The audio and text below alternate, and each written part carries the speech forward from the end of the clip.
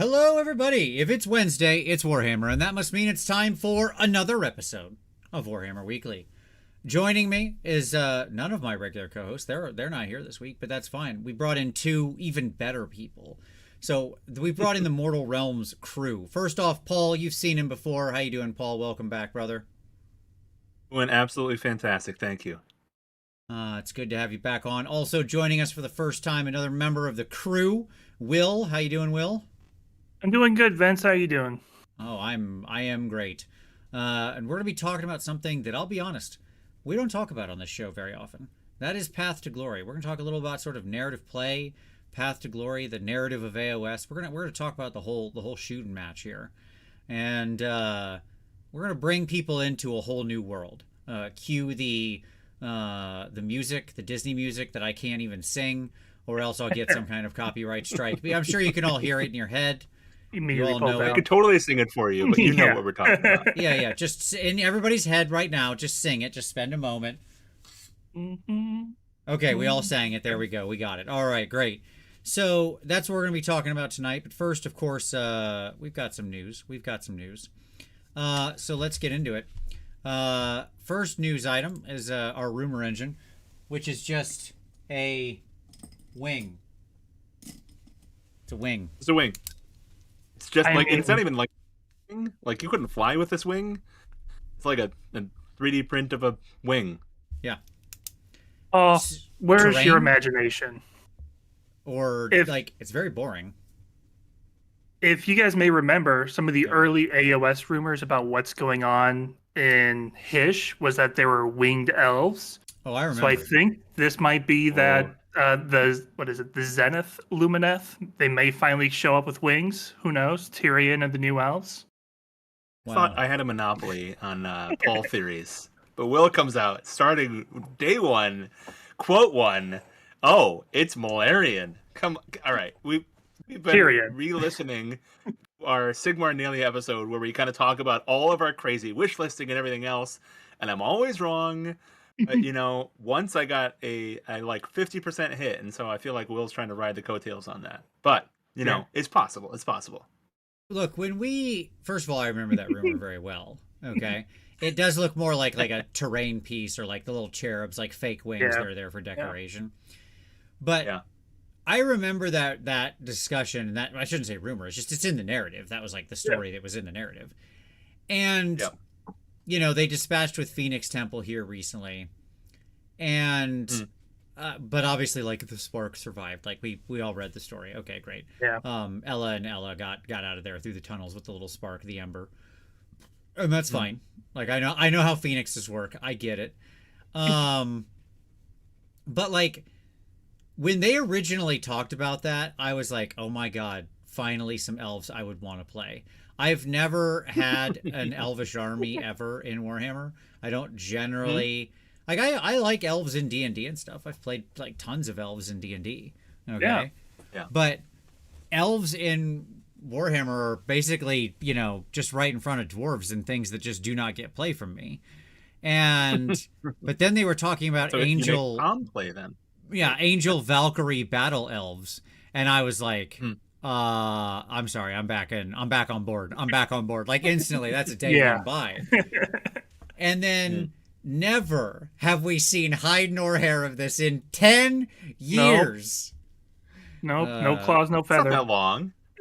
In a child span, it's a long time. But 10 years for an adult, for a mature adult, it's built up the hype, right? Right, Vince? This is what's going on, right? I guess, really building, yeah. So, at any rate, Alex says hashtag humans the best. Alex, I do have many, Yumi based armies, but I think I've become more of it's either got to be a demon or it's got to be an orc of some kind. Then I'm back on board for me. Yeah. So I've gone green. I'm sorry, Alex. Similar to orcs, the best race of all time is Hobgrats. I see. Just now that I got a hero, I can do an army of all of them. I can finally use the 100+ that I have. I'm back in business, baby. There was a guy at NashCon, I believe, this last year that his Cruel Boys army was 200 Hobgrots. So, yeah, Amazing. it exists. Yeah. It's out Discovered there. Will's fetish. Mine is spiders. You know that, but this is Will's fetish. Yeah. This is my thing, yeah. Hobgrats and dragons. If I'm going to be 100% honest, when I look at this wing, it looks like a piece of brass etch. It doesn't look sculpted to me. That's what I'm saying. Yeah, it almost looks like, not, you're not wrong, right? Like, like almost quote unquote fake. I don't know what, like, that's not what I mean, but like not traditional sculpting. I agree with you. It's not painted, or if it's painted white. Yeah, That's it's just painted like one like, color. There's one slight edge highlight you can see here. And then there's these you can tell this is the lines are painted in because you can see where the paint didn't actually take right here in a clean line. Like I can see the bleed on the paint. But other than that, it's like an incredibly simplistic paint job, which tells me like, okay, we're talking about a terrain kit or something. But who knows? All right. Other news items. We've got more. No, we got more. By the way, Tyrian elves win. Angel elves win. Bring, like, again, if they wrote in, like, Valkyries, like, just like that music would start, and boy, I would be in. Okay. So the amount of 80s heavy metal music videos that you would do with that paint scheme, with that army, would be really impressive. That's all I gotta say. It would be amazing. It would be amazing. So, Joy Toy. Stuff. They're doing Neve Blacktalon and her crew, the rest of her little gang of motley weirdos. So if you liked the animation and you thought to yourself, I would like to also have that as toys, not just as my normal figures, which you can obviously get the Blacktalon set and just paint these and have them in your army. But if that's not enough for you, now you can have them as slightly larger toys. So that's something. That are not for kids. They're for adults. No, not for kids. For the 15 plus. Right? And so I do actually quite enjoy these. Like I like Stormcast in Joy Toy form. I like them, I feel like, better than Space Marines. I feel like they translate really, really well. I mean, they certainly look, honestly, they kind of look cooler than as just like the fig construction than you generally, like just the dynamism and stuff like that, than you generally get on the real figure. I love floaty. Actually, sadly, the little sea elf girl is like one of my favorite ones here. I think she's like the coolest. I don't think they did Neve justice here. That's my only complaint. Yeah, something with her proportions. I think Rostis looks the coolest. Yeah. I was gonna say Rostis is hands down. If I'm gonna get one, it's gonna be Rostis. Yeah. I assume they're not one big pack, given the cost of these. I assume they're like I would individually hope priced. so. If they're one big pack, then no one's gonna buy them. Yeah, $1,000 for all 5. Like what? Yeah, these things ain't cheap. I know. Adam one year picked up when they released the Dreadnought version. Oh, right? yeah. Yeah, he picked up like the Dreadnought, which is like the same size. It's like an Imperial Knight or a little bit bigger than, right? It's because even though it's like a Dreadnought. And he just wanted to repaint it to be a regular, like, walking around robot because he thought it was cool. He just thought it was a neat looking robot toy. So there you go. Nice. Tomb King Tristan says you can get them individually, $90 Canadian. Okay, there you go. All right. You know what? Everybody's going to be really surprised when we finally get the cog for it, but it's only in Joy Toy form. Only in Joy Toy. Joy Toy. It'll be like, what was the name? Oh, gosh, I can't believe I can't remember his name. The name of the city where the Transformers were, that who himself was a Transformer. You know what I'm talking about? Like, yeah. This is some deep lore that I'm not consistent with. Megalopolis. No, it wasn't. That's the name of that stupid movie. He was like, God, what was his name? Yeah, whatever. Unicron? Was that Unicron? No, Unicron's the planet. Unicron's the planet voiced by Cybertron's the original planet there. Oh, okay. Unicron is the sentient planet voiced by Orson Welles, who comes and eats several homeworlds before eventually getting stopped by Hot Rod when he awakens the power inside the Matrix of Leadership and becomes Rodimus Prime. Like, look, I know Transformers stuff, okay? I'm sorry that I can't remember the name of the city Transformer. Okay. So Alex, the true custodian, is saying Iacon? Does that sound right? Metroplex. It's Metroplex. Okay. There we go. Of course. Mark Most generic name for a metropolitan area is Metroplex. I should have known it. There you go. Thank you, Mark. Yes, it was Metroplex. All right. Anyways, that will be what we'll get. We'll get a Metroplex toy, but it'll be a cog for it. There you go. All right. The Sigmar is just going to be a joy toy. That's Yeah. it. You can just hang it from your ceiling. It'll look absolutely wonderful. I was talking with Will earlier. I was just gonna say, I said, this is the marketing opportunity that GW needs. You want to hear my brilliant idea, Vince? They Please. need to make a drinks globe out of the Sigmar. So you get to roll it out, and you have the Sigmar, and then you have the rings around it, and then you just open it up, and you get all your, your gin, your vodka, whatever. Like this. Sure. Like an old school, like a boomer would have in their smoking lounge or something. Like exactly. They opened up and had your little alcohol into. But this time it's just like it's just Sigmar, just Space Station Sigmar. Exactly. If you want to go old school, we could do Old World, right? That would be a possibility. Sure. If you want to like really do a deep lore cut, you could do Cadia because you split it in half every time you open it. Yeah, and every drink is on the rocks. But exactly. All right. Okay. Other new stuff. So these guys are cool. Like I like to see these things. I'm not like a toy collector myself. Which is ironic. Like I've got enough stuff to paint. Yeah, I like figures that I put things into, but I've never been one for like action figures. Even when I was young, I would buy my action figures and then I would leave them in the plastic so that way I could save them and they would maintain their value. I was like I was a collector focused kid. At any rate, so my 7-year-old did get one of the Joy toys. He got the Blood Angel one, and he didn't choke on anything, so totally safe in my opinion. There you go, totally fine. There we go. We lost all the parts, but it's okay. It's totally fine. So next up we've got Borget's Beast Grabbas. Our new little to be released alongside obviously our Gitz forces. Another pack of weirdos. So exciting. We love our packs of weirdos. We've got a little man catcher with a little tiny baby goblin in it. We got 2 goblins who are pretending to be a squig so they can be friends with the troll. We got a little archer and his tiny little, Gretchen buddy or whatever with some arrows. Yeah. Again, gang of weirdos. Is this Snotlings? Or is this Grotz? Is the real question. Lore-wise, sure. I don't know. Because you're saying they're Gretchen, they got little guys. The thing is, I think it's a really cool, lore-wise, right? So Will has heard me get on this horse already, right? So Boomspike get this new faction that's all about wolves. Yes. So what happens with Underworlds? They release a Moon Clan warband whose entire point is to kill wolves. That's it. Like, lore-wise, this is the stuff I love about Warhammer. This is the stuff I love about Age of Sigmar. Yeah. The fact that we get a release for the same faction in the same time period where one sub-faction literally just wants to make another sub-faction extinct. That is exactly what I want out of Warhammer. Thank you so much. That's fantastic. Well, and we see them doing that a lot recently, especially with like Slaves of Darkness, of within a faction, everyone's trying to kill each other. Skaven, of course, being like the number one example. Every Skaven is. We were doing it before it was cool. Yeah, absolutely. Yeah. But yeah, these guys are cool. Again, like gangs of weirdos are what I think the sculptors. This is what they want to be doing with their life, right?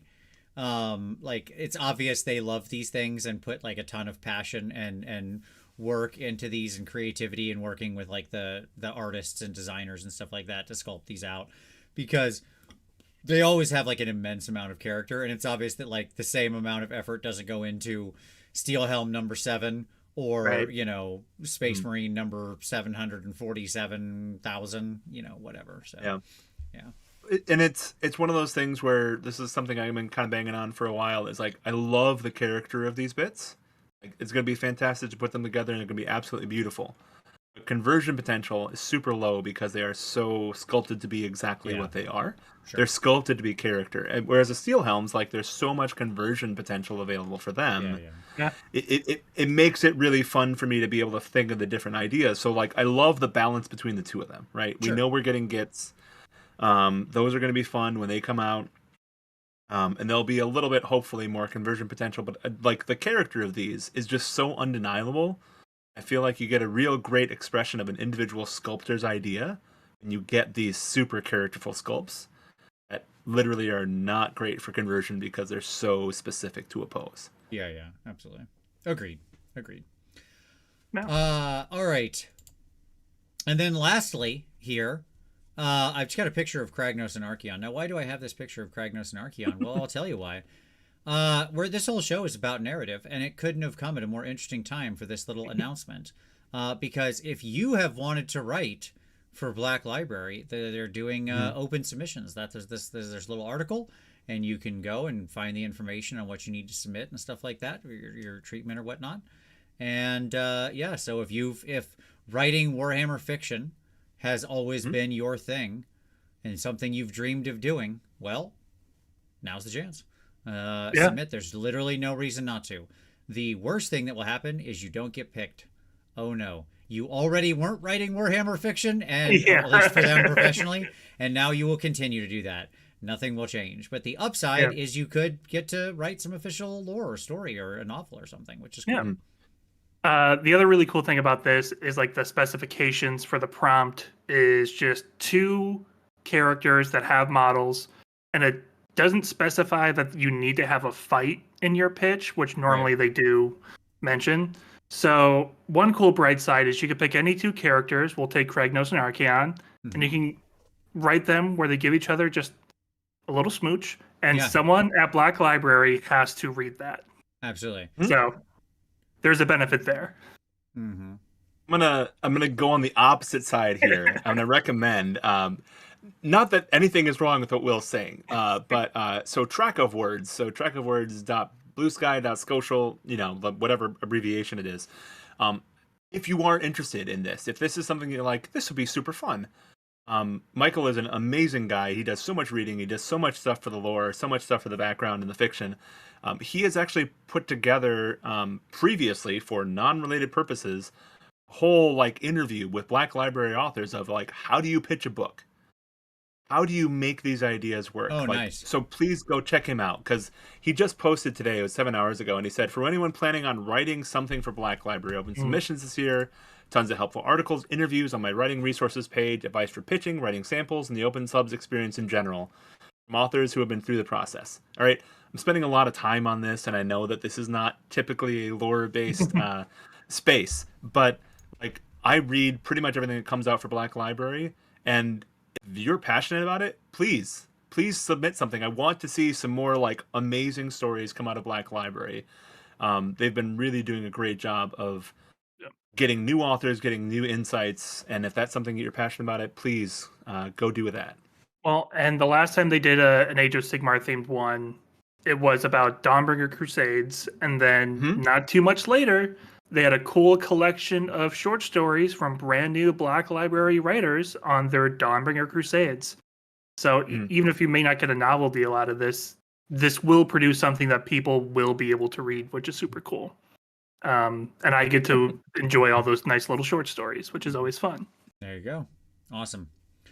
All right. Well, that's our news for this week. So I look forward to everybody sharing their AOS fanfic, where people are undoubtedly just going wild on each other. Just Rule 34 gone completely insane. Hardcore. And I'm sure that the Black Library authors will regret leaving, or editors, I'm sorry, will regret leaving the prompt that open. It'll be like battle. Next time this comes around, it'll be like they must fight, battle only, nothing else. I was gonna say this is just gonna be the last one. They're gonna close it after this. You people are horrible. All right, let's go to some pick of the week. So let's share some stuff here. Paul, what would you like to share with everybody in the audience? Paul, oh, did we lose Paul? Oh, Paul froze. All right, Will, you still there? Is it me? Let's see.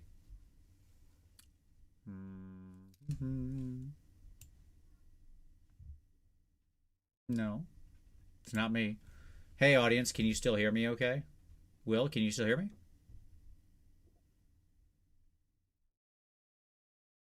We'll just give him a second here.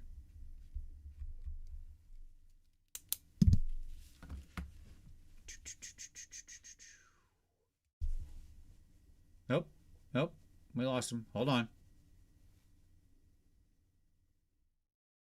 Oh, okay. You're back. All right, cool. It's me. I'm still here. All right. Well, good. Okay, It wasn't me perfect. the whole time. Cool. All right. I don't know what Yeah. happened. Discord decided to die for both of you. Probably it was just on the Discord side. Yeah, Yeah, I that's was gonna fine. say Paul will be back in a moment. No big deal.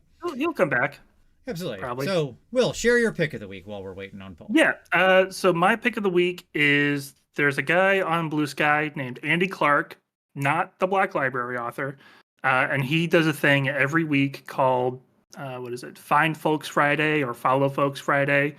And so every Friday he'll post a theme in the morning. It may be monsters, could be dragon, it could just be the color blue. Sure. And people post their models that they've painted that fit that theme. Nice. And he'll go through every single one and repost it. And so if you're on Blue Sky and you're still looking for the Warhammer community, that is how you find everybody. That's how you find people who are painting models and just kind of regaining or regrowing your social media platform. And I think it's a really great way of just finding new folks. Even if you think you follow everybody, you're going to find someone who does something really cool that you hadn't seen before. Very nice. Well, that's an excellent thing. It is linked down in the description. I'm just gonna bring up Discord on my phone and make sure Paul's not trying to ping me or anything. Okay, just to make sure. We'll see what happens. Now, for my pick of the week, I got two of them. So, first pick of the week is for our good buddy Ninjon, who did a really fun paint job with sort of, he called it Blanche Krieg, but he was using the new John Blanche set from Army Painter Fanatic. So check that out.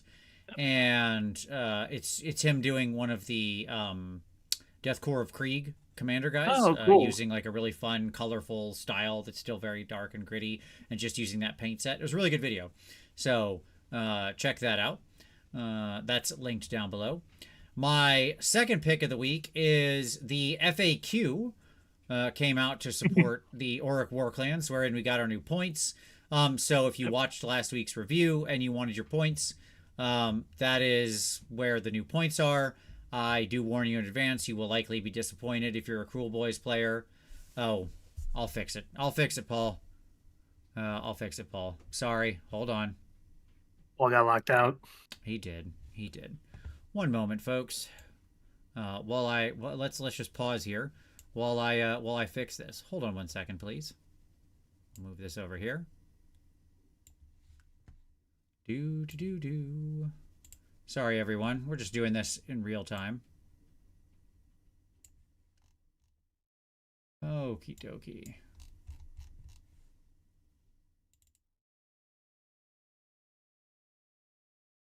There we go. All right, Paul can join now. He should be good. Let's bring this back over here. There we go. Exciting times. Live shows, everybody. Live shows. Live shows. Yeah, Yay! we're doing it. Yay! Paul's back. Yay! Sorry. There we go. I assume that's my fault. That's my fault. No, it wasn't. I joined last. I have the channel locked, and I joined last, and then I locked the door behind me because I made sure that basically that other people can't just like jump in the channel who might have access, but then it locks you out, right? Which I didn't think about when it actually fully kicked you. If you just like disconnect and restart, it'll let you back in, but no big deal. Welcome back. I'm sorry. All right. So at any rate, hey, everybody, hit like for live TV, right? That's what we're doing here, okay? Hit like, hit buttons, click things that make dings. Okay. So yeah, check out that out, and I'm sorry, you'll probably be sad if you play Cruel Boys, but there it is. Yeah. A couple orc things drop 10 points if you're playing Iron Jaws, and it doesn't really change any lists. Yeah, single tier. Paul, back to you, buddy. Your pick of the week. What would you like to share with everybody? I recently listened to a Jugs podcast, episode 24. I love Peachy. I love Louise. Rob does some great stuff. Love him as well. It would have been really hilarious if you'd been like, I love Louise. I love Peachy. They're both great. That Rob guy, you suck. No, it's fine. They're all good. And Rob is there. I thought about it for a second because Louise keeps killing him names on the podcast, and I was like, I kind of resonate with this a little bit. It's fun to watch Rob and every interaction that goes on with that. So it was a really fun podcast. I always love them on GW. I love them after GW. They're fantastic people that do a lot of great work for the community. Yeah. That being said, Rob made a comment that I disagree with, so I want to address it. His comment was that the lore for the AOS battle tomes is copy paste from book to book, and I can definitely attest that that is not true. Do you think he was Path to referring to Glory- maybe some of the unit descriptions? That's quite possible. There might be parts of it, right? And let's be 100% honest, right? Especially when you get to Old World, Warhammer Fantasy Battles, all that kind of stuff. There was a lot of copy paste. There was a lot of I need to hunt through this battle tome in order to find that one sentence, that one little story, that is new. Because I was there back in the day reading through, trying to find the 3 sentences, right? That's just not true anymore of the battle tomes, and that's part of why I still love doing a lore podcast, is because they've added so much depth and so much character to the battle tomes, and I'm assuming that's something we're going to be talking about a little bit later. Is just they have so many different avenues now to tell stories. They have the Warhammer TV shows that they can tell stories in. They've got the behind the doors Warhammer TV shows that they can tell the doors in. They've got White Dwarf. They've got their battle tomes. They've got the Black Library novels, and then they've got the short stories on Warhammer Community as well. And the thing that's really impressive, and this is why I push back on Rob's statement, is because the amount of coordination and the amount of just actual attempt to be really good at this work they have done is just really, really impressive to me. So a real short example is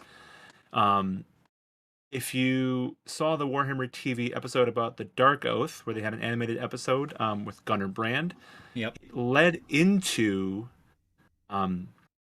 the series right before we started new editions, right? There were stories following Gunnar Brand and his tribe, which ran right into the Black Library novel, which then completely translates. They're not even just saying, oh, we know that you like lore, so we're going to give you it in one avenue. They're jumping around in all the different formats and coordinating it. And it's something that, as far as I'm concerned, is a Horus Heresy level of lore dedication they're giving to AOS now. Where they have authors, I imagine, sitting in one room saying, this is your character. Can I use this character to do this cool thing over here? Yeah, sure. Let's just use the this actual character to do this cool logistics thing of over here. connecting it all, right? Yeah. Between this is a community article one week, and then they get mentioned in a Black Library book, and then they also carry through into a battle tome, and then they're in a Broken Realms book or something. It just but up. Because obviously Gunnar was all in there too. So yeah. Exactly. Yeah. It adds so much depth and so much character. So yeah. Phil, it's still Phil Kelly, right? Doing all this work, coordinating all this. So that is my understanding. He's the guy as far as we know. So, good for him. I'm glad he's clearly a good project manager, which is what it must take to coordinate that, as well as being a my God, yeah. He must be the rare good project manager who's also a creative. Yeah. Maybe that's his thing, and that's why he's so good at this. So there you go. That makes sense. I typically think of Phil Kelly as the J.R.R. Tolkien of Age of Sigmar. Sure. He seems to have this universe living in his head, right? And everybody else gets to share in that fantasy. Yeah. And that seems like a cool place to be, to have somebody that has that vision and that direction, helping you to understand how to shape these realms. So it's pretty cool. Chris H said, would you say that you can get it all in the battle tomes, or do you need to review all the sources? I think you can get a very good picture of what's going on in the battle tomes, and then probably the narrative books. All those other sources help you flesh it out, especially a lot of just the short stories that are on, and I don't know, Paul, if you agree with this or not, but I think a lot of the short stories that end up on Warhammer Community, especially in lead ups, when they're doing Broken Realms and stuff like that, I think a lot of those short stories are actually very insightful. They give you nice little snippets into interesting characters in the world that actually are quite revelatory about the nature of the world and stuff. 100%. And Black Library authors are not a renewable resource. There are only so many of them, and you can't just plant them and show up. So again, if you want to write for Black Library, please submit. So they do have these stories that go through, and Gunnar Brand in specific is one that I mentioned because his story is really only told in the Black Library novel. And so you understand his character, his turn, why he's important. And then the thing that we're getting in AOS that we're not getting in 40K, that we got kind of in 40K a while ago, is that we're getting these unit boxes, right? So we actually have the models for Gunner Brand.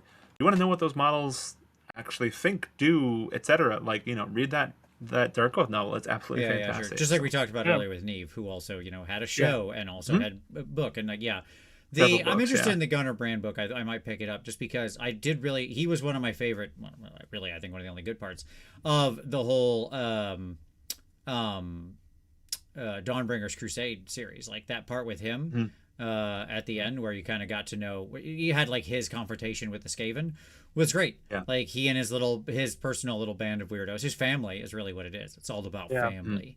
Was great. I think Vin Diesel could play him if they turned that into a 100%. I mean, they both ride Mustangs, right? So there you go. Okay. So let's pick of the week. Let's do some hobby time, gentlemen. Hey, Paul, what have you been working on? What's been on your desk? The thing that I'm probably the most proud of that I finished, and this is kind of a long story, but I'll sum it up. I started a KO spearhead a long time ago, and then through a vast series of events, including a dishwasher and a 1-year-old, half my conversions ended up being broken. Sure. And eventually, tale as old as time. Exactly, 100%.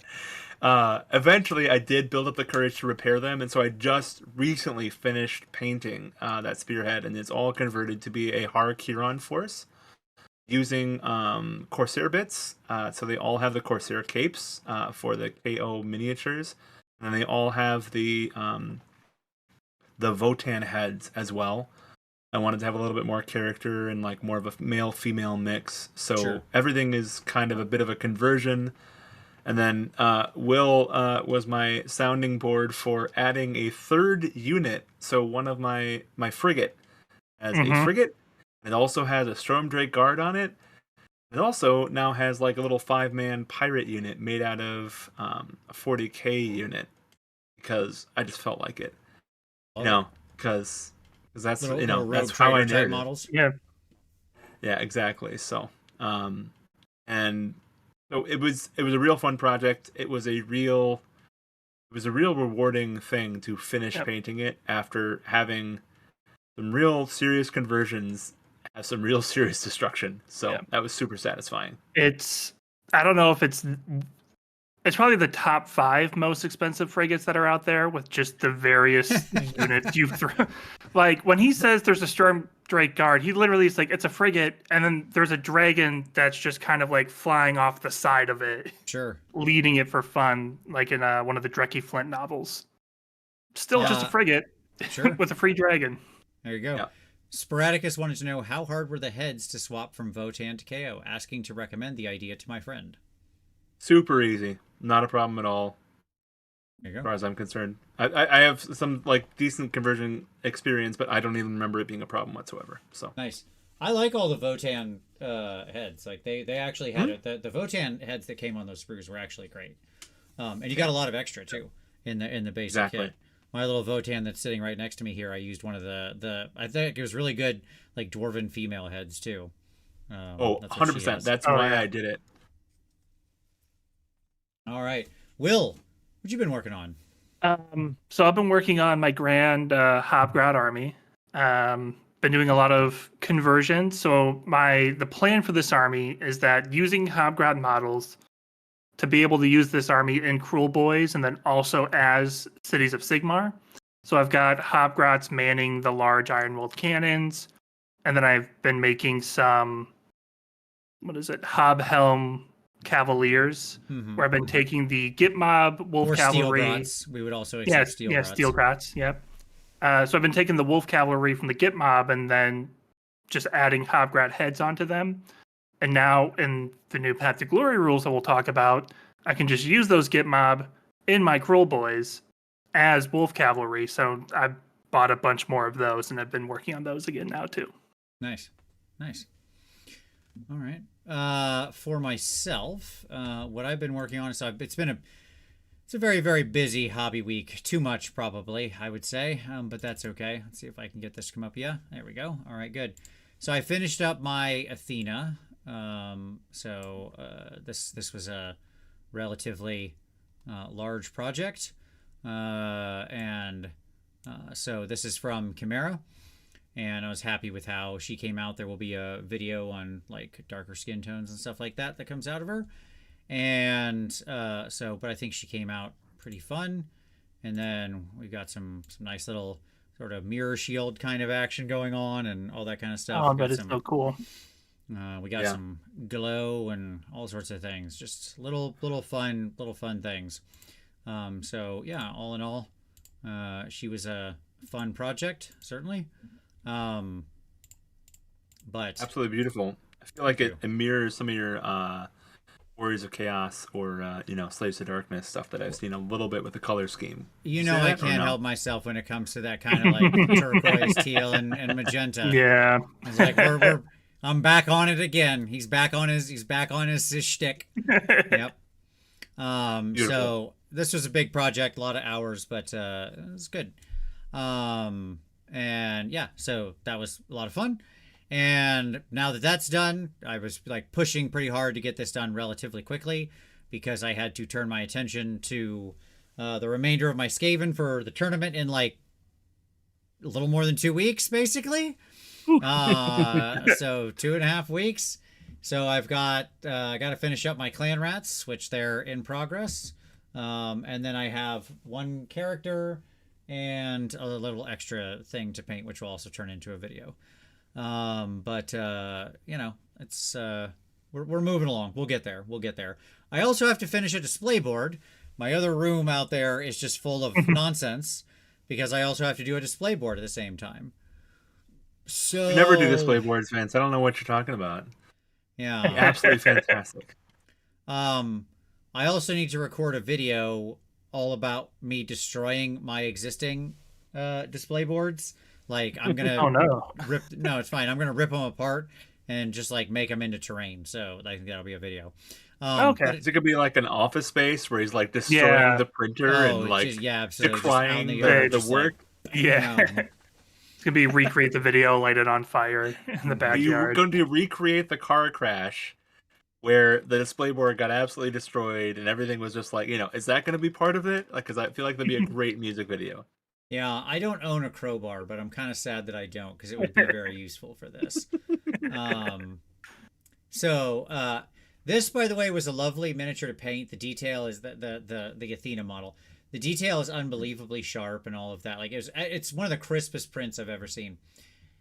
It is one of the the trade-off for that with resin is that it's unbelievably fragile, and so that spear tip is so thin. Like she's 54 mil.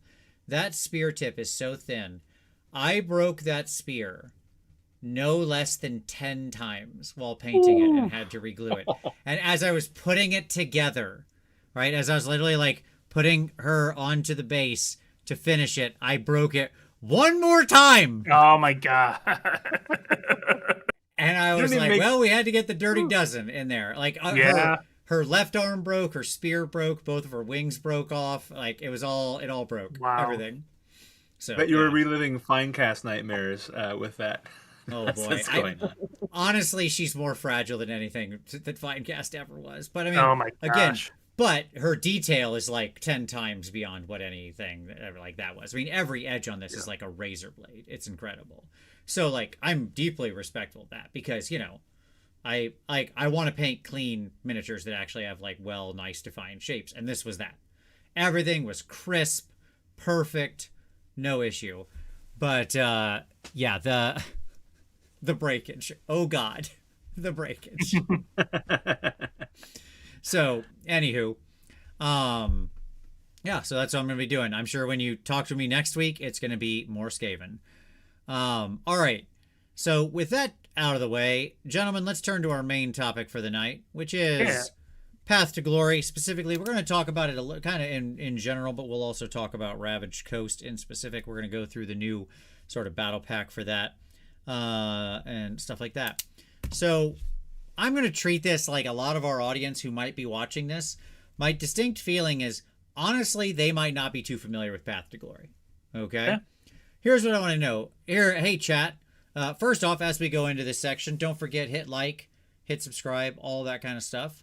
Don't forget super chats there if you want to throw some super chat at the show. It's deeply appreciated, all of that. And B, that does suck. Resin Lord of Change into a million pieces. Oh my god, yeah. It's like, they're so heavy too. That was the problem. If they fell, they're just everywhere. That resin was so heavy. But at any rate, here's what I want to know, chat, as you're thinking about hitting like and super chatting and doing all that stuff, is do you currently play Path to Glory, or have you ever played Path to Glory? So hit us up. I want to know how many people are already enthusiasts. But we're gonna do the whole layout. So let's start with a little overview. Path to Glory has lots of new support in 4th edition, specifically this wonderful new book, Ravaged Coast, amongst obviously supporting all the battle tomes and everything like that in the core book. It's a more narrative, campaign-focused way, and that campaign is really the important part, right? Yeah. This is not about one-off games. This is about emergent storytelling over time that you are somewhat driving, and that also the game and the dice are somewhat driving. So if you are a fan of something like Mordheim or stuff like that in the past, or Necromunda or those kinds of things, this could be something you're very interested in if you like ongoing campaign games. It is a thing to note. It is absolutely heavier in rules than the standard game. Okay, like there's more rules. There will be more stuff you are tracking and paying attention to. It does It starts with smaller forces. That's what I did there. Yeah. So you're starting at basically like 1,000 points in this battle pack in here. Yep. Mm-hmm. And your general goals, especially in a mission, the way the missions are constructed, the way the game plays, are going to be different. Like, you may just retreat the field sometimes because that is the right thing to do, so more of your people don't get messed up or take long-term wounds and stuff like that. You have the chance to grow your heroes, grow your units, give them statuses, give them special abilities. But at the same time, they could also get injured, get weaker. People can have problems that they have to recover from, that you have to go through your little healing rituals on, which may or may not work, and so on and so forth. And, but it is a deeper, more full experience. I will say, my guess is that this kind of thing, this kind of playstyle, is how, like, in their minds, GW wishes more people were playing.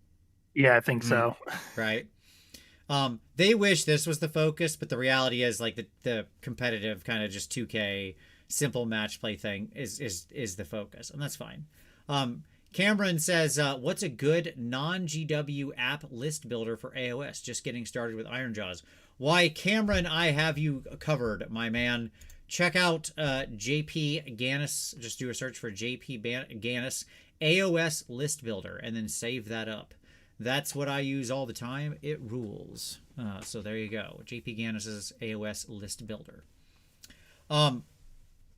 Okay, so what did I miss there? How do you both feel about that? Will, start us off. Did I miss anything when you think of overview of Path to Glory? No, I think that's a really good summary. You hit the main point, which is that it is the idea of the campaign. It's not that it's a single battle. It's that you're telling a story over multiple battles.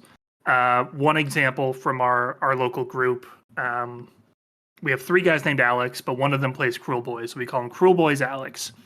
And he's got that big kill bow, crossbow, ballista thing. Sure. He says it never works against anyone except for me. And he's always killing my dragons. And so in our Path to Glory campaign, he's killed a few of my dragons with that bow. So he's got some leftover dragon bits, and now he's got a dragon skull on his bow to signify the fact that it does one thing, and it does one thing well, which is kill my dragons. Yeah.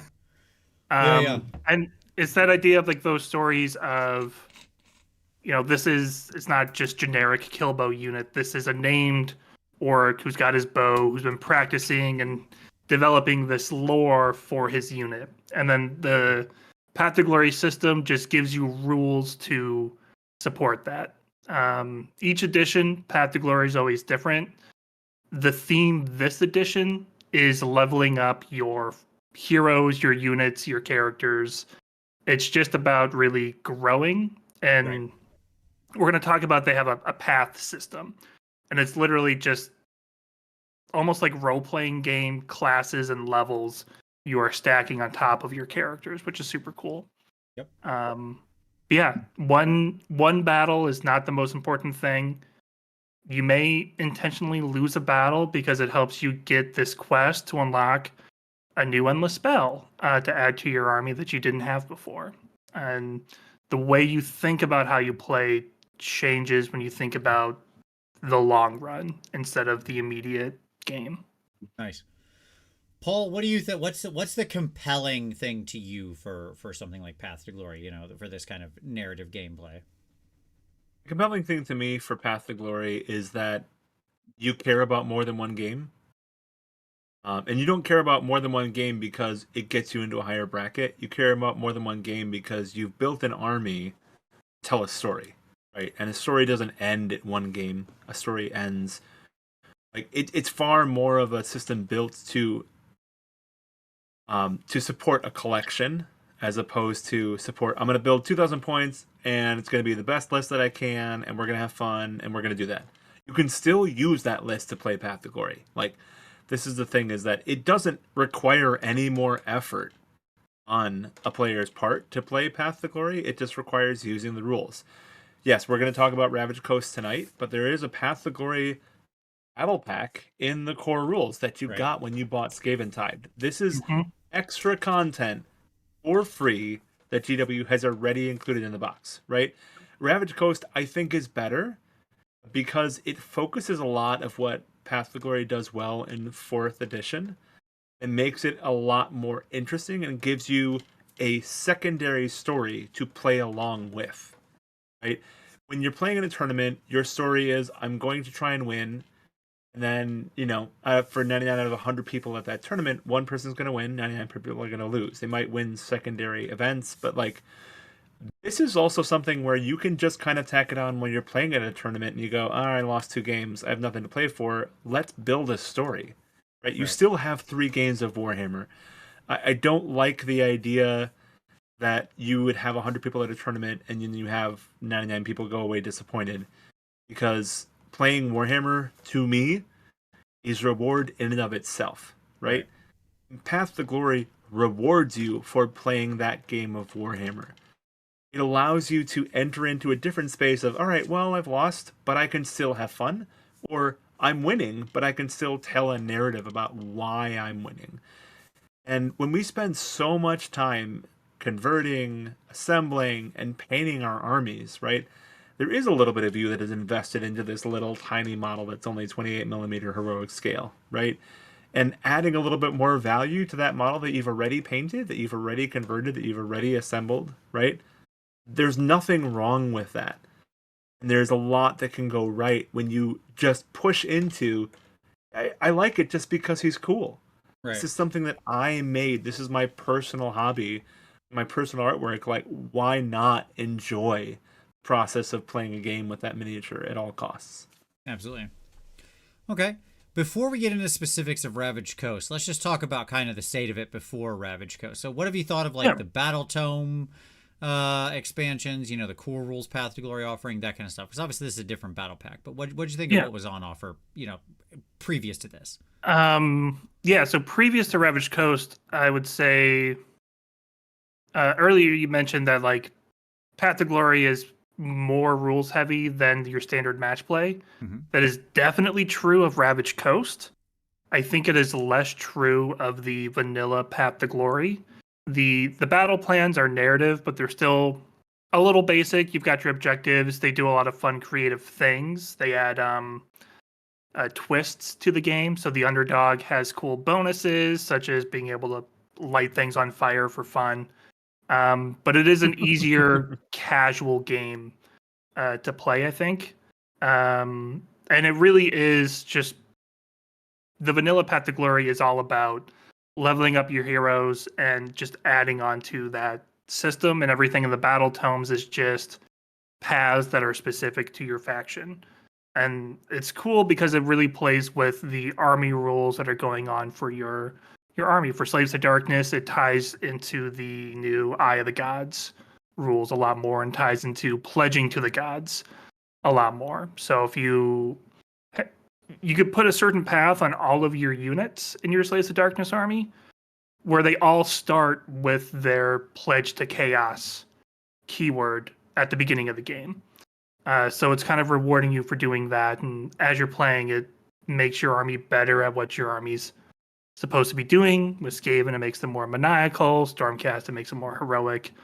And they're just using that to explore how can we make these armies more flavorful? How can we make everything more fun without having to worry about balance as much as we would with coming out with the core rules that need to be balanced for match play. Yep. Tomb King Tristan asked a question I think many people will be interested in. Paul, are there battle tactics in Path to Glory? No. No, there's not.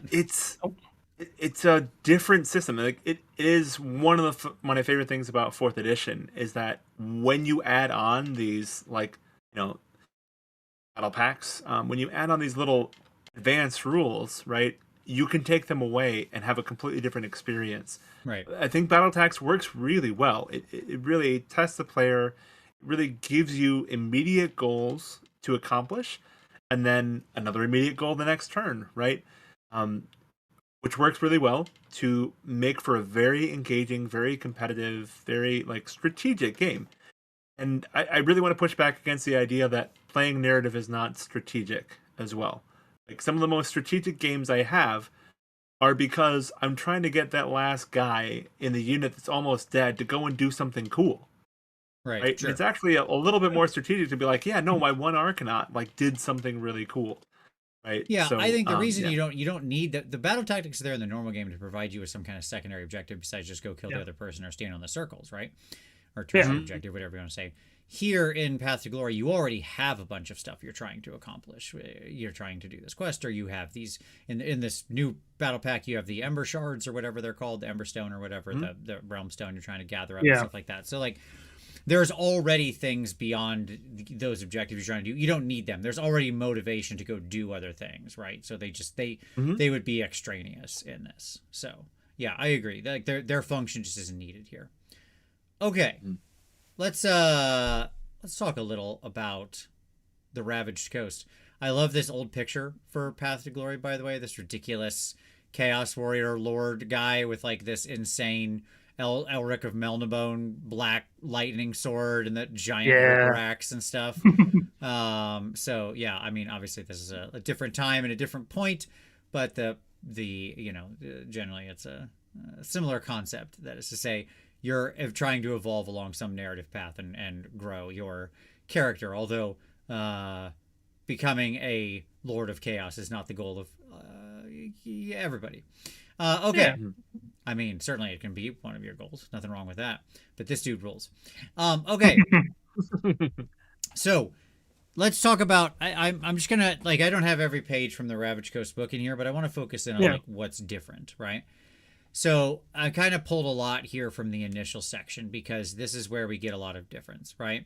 Yeah. You're still using the advanced rules for commands, terrain, magic, and command models. So nothing surprising there. That's what we would expect. Okay, fine. That's all still present. So you know how that stuff works in the, in the base game or whatever you want to call it. I don't know. In standard game or match play game or whatever, you know how it works here. Okay. Yeah. So as I mentioned, you're starting at 1,000 points. And also importantly, no more than 350 points can be spent on a single unit in your army, with the exception of heroes and Sons of Behemoth forces, which, yeah. Right.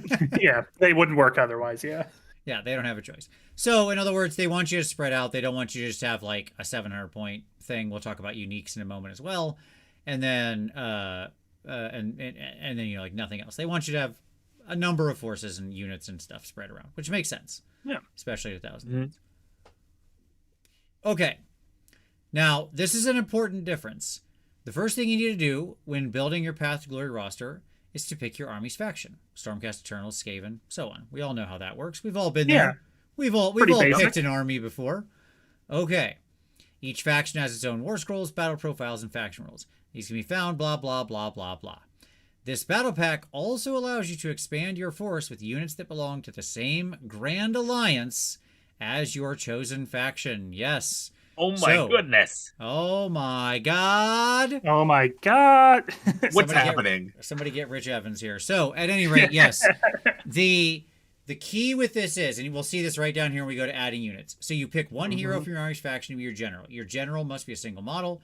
They must lead their own regiment. Add them to your general's regiment section of your roster. Fine. Okay, cool. Great. Just like we would all the time. Yeah. Mm-hmm.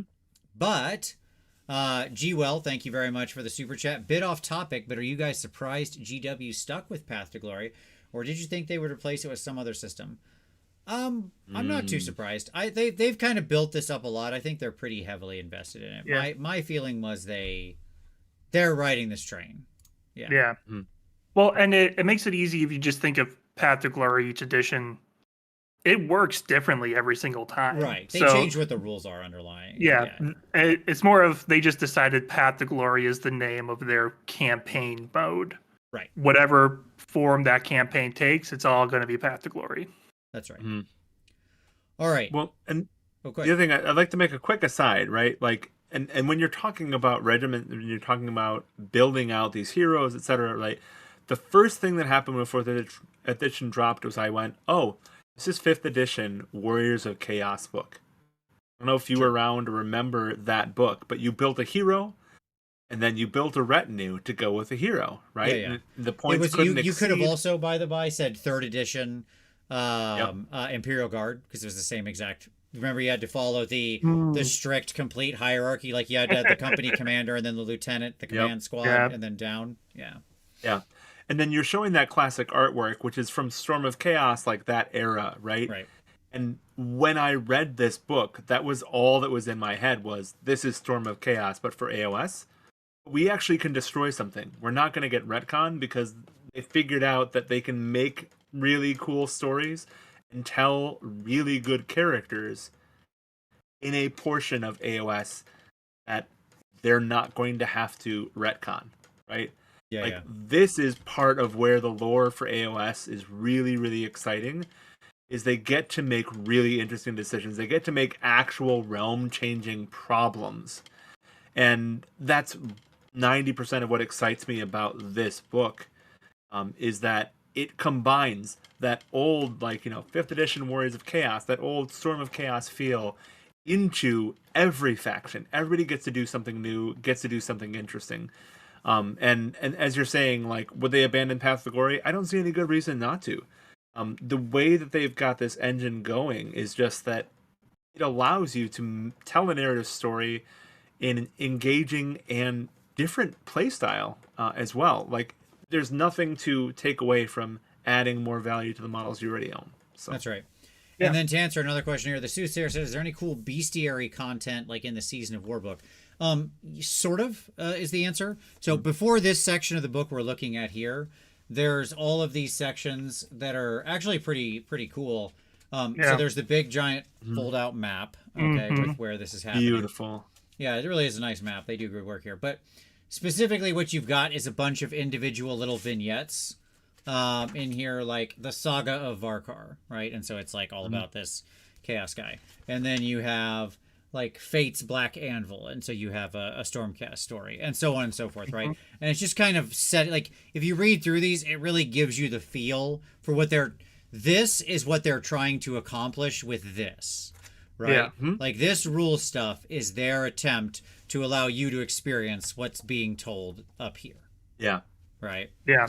And so they're setting the stage very well. They have an FEC one, and they got a bunch from all over the place. So yeah, to a point.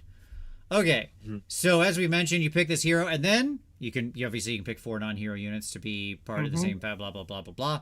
You can also include up to 4 additional regiments to add a regiment to your roster. Pick 1 hero that has the same Grand Alliance keyword, Order, Chaos, Death, or Destruction, as your general. Then pick up to 3 non-hero units with the same faction keyword as that hero. So, in other words, your Iron Jaws. You got your Mega Boss, And let's say you got some brutes in that unit or something. I don't know. Whatever. Fine. Yep. Okay.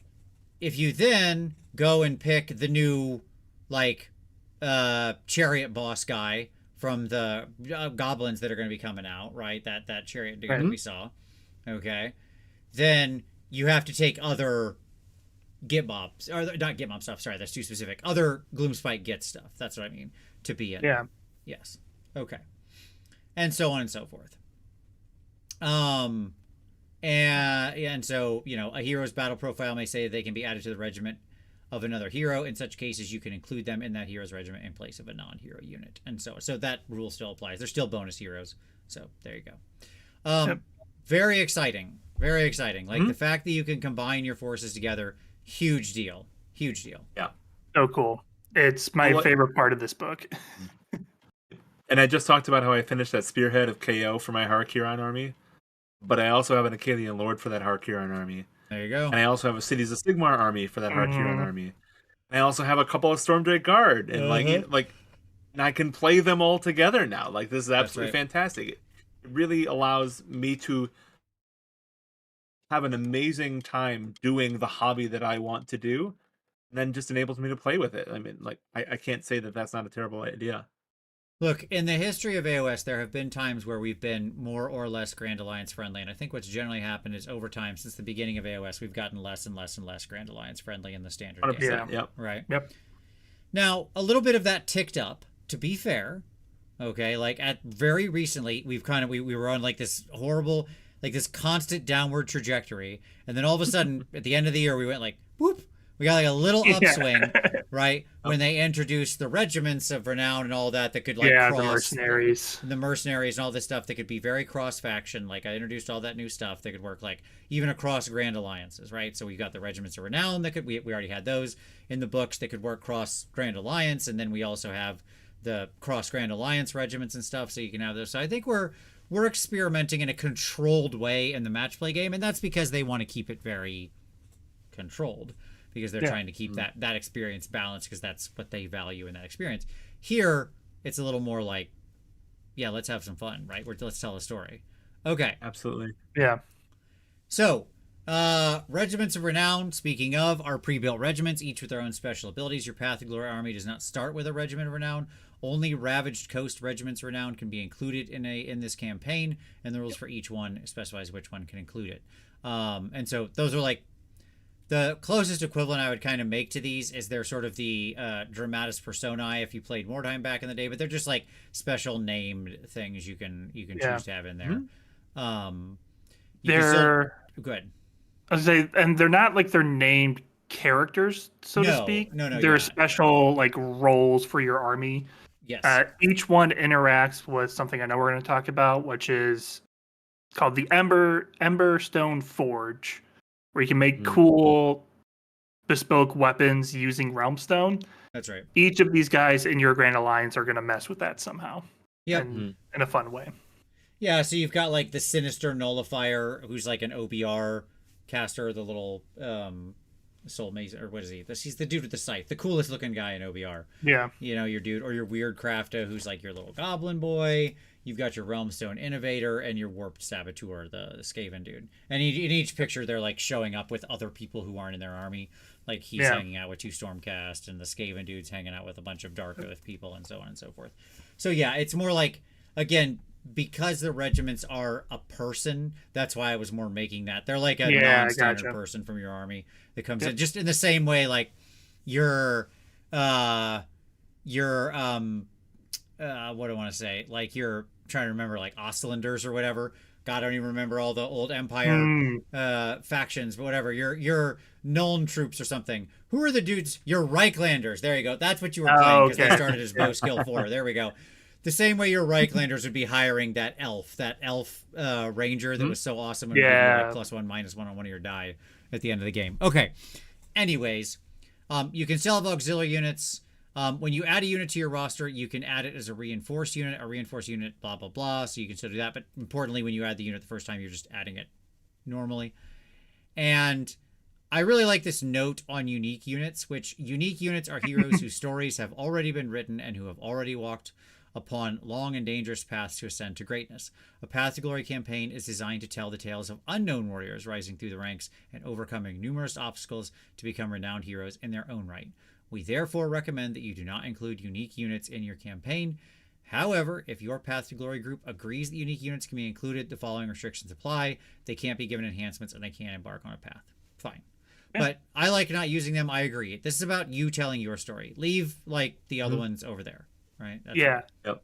Our local group has one small caveat that we're going to do with this campaign, which is the Underworld's warbands.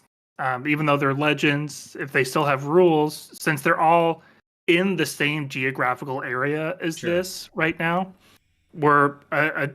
they're going to be allowed just because they're cool models, like we kind of talked about earlier. But yeah, it's up to you and your group how you want to deal with this.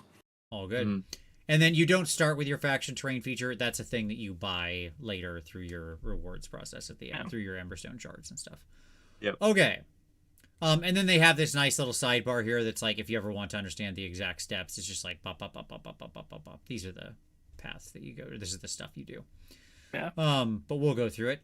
So paths, we'll talk about we will do some examples, but in general, your general starts the campaign with the aspiring rank. Note this on your roster. This means that you can pick a path for them straight away and one of the 2 aspiring abilities for that path. There are 10 paths for heroes and 6 paths for non-hero units in this battle pack. Quite a lot, actually. Yeah. It amounts to means you could more or less play the person you want to play. You're not kind of shoehorned in, which is nice. Other faction-specific paths will then be found in your battle tome. So there you go. So not only do you have these generic ones, but in the battle tomes themselves, there are faction-specific paths on offer there too. So you've got quite a lot of selection. Yeah. With 16 of these, 2 in each core book, and then I think there's 6 in the 2 in each battle tome, and then 6 in the core book. It gives you like 24 total path options. Some of them are locked to certain units, but that's still a lot of variety where you could have 2 units that are the same war scroll that behave completely differently based on the path that you give them. Yep. And then obviously, again, because this is a campaign game, over the course of the campaign, you're going to get your go through the aftermath sequence, and you'll get Emberstone shards and stuff, and you'll find those and spend those, and you can buy it into rank ups for people and things like that. Yep. Each set of faction rules includes a number of enhancements that can be given to units, each heroic traits and artifacts of power. Your Path to Glory army does not start with any enhancements. Again, over the course of the campaign, you gain them, and so on and so forth. So, which I actually like. I like that you start kind of just you're the guy. You're the guy with the thing, and then you get that stuff. You keep what you kill, as it were. So yeah. So, and you can trade around and have different enhancements and stuff like that. So, yep. Now, the when your lores, like if you've got wizards and priests and stuff, you get to pick 1 unlimited spell from a spell lore available to your army's faction and add that spell to the arcane tome section of your roster. In addition, the first time a wizard is added to your roster, you can pick 1 spell from a spell lore available to their faction and add that spell to the arcane tome section of your roster.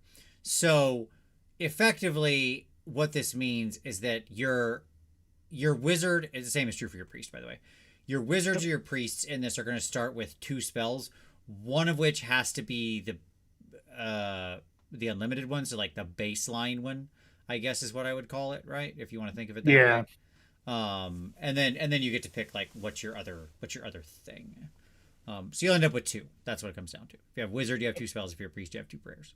So, and yet again, as with any of these things, you can add more over time. You do cap out at like 6 is how many spells or prayers you can know in your arcane tome before you have to start burning any off. So, okay. Path to Glory Battles. Okay. I'm going to timestamp this. So this is how you actually set up for the thing. So you, of course, blah, blah, blah. You've got your roster. It's all filled out. They include a nice roster sheet in here, by the way. They also, I think, have it in the download section online, so you can just go download the sheet. I'm pretty sure they have it in there. And so you're going to start by determining your battle plan, and this is actually kind of important. So, in the Path to Glory Ravaged Coast campaign, certain battle plans are only unlocked once the players have collected enough Emberstone shards or won battles. At the start of the campaign, the battles are fought on the flanks of the Adamantine Chain. As the campaign progresses, the players can venture towards the shoreline of the Ravaged Coast and eventually to the Damned Isle of Hellclaw itself. I like this. I like that there's a sort of narrative progression to the battle plans. So this is a similar thing I've written into a lot of the games that I've done with Uncle Adam, where, you know, there's like the battle plans aren't just all interchangeable.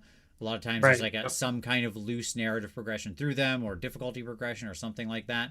And so I like when those are arrayed to tell a story as well. Yeah. And that's the main thing that Ravaged Coast does differently from Vanilla Path to Glory.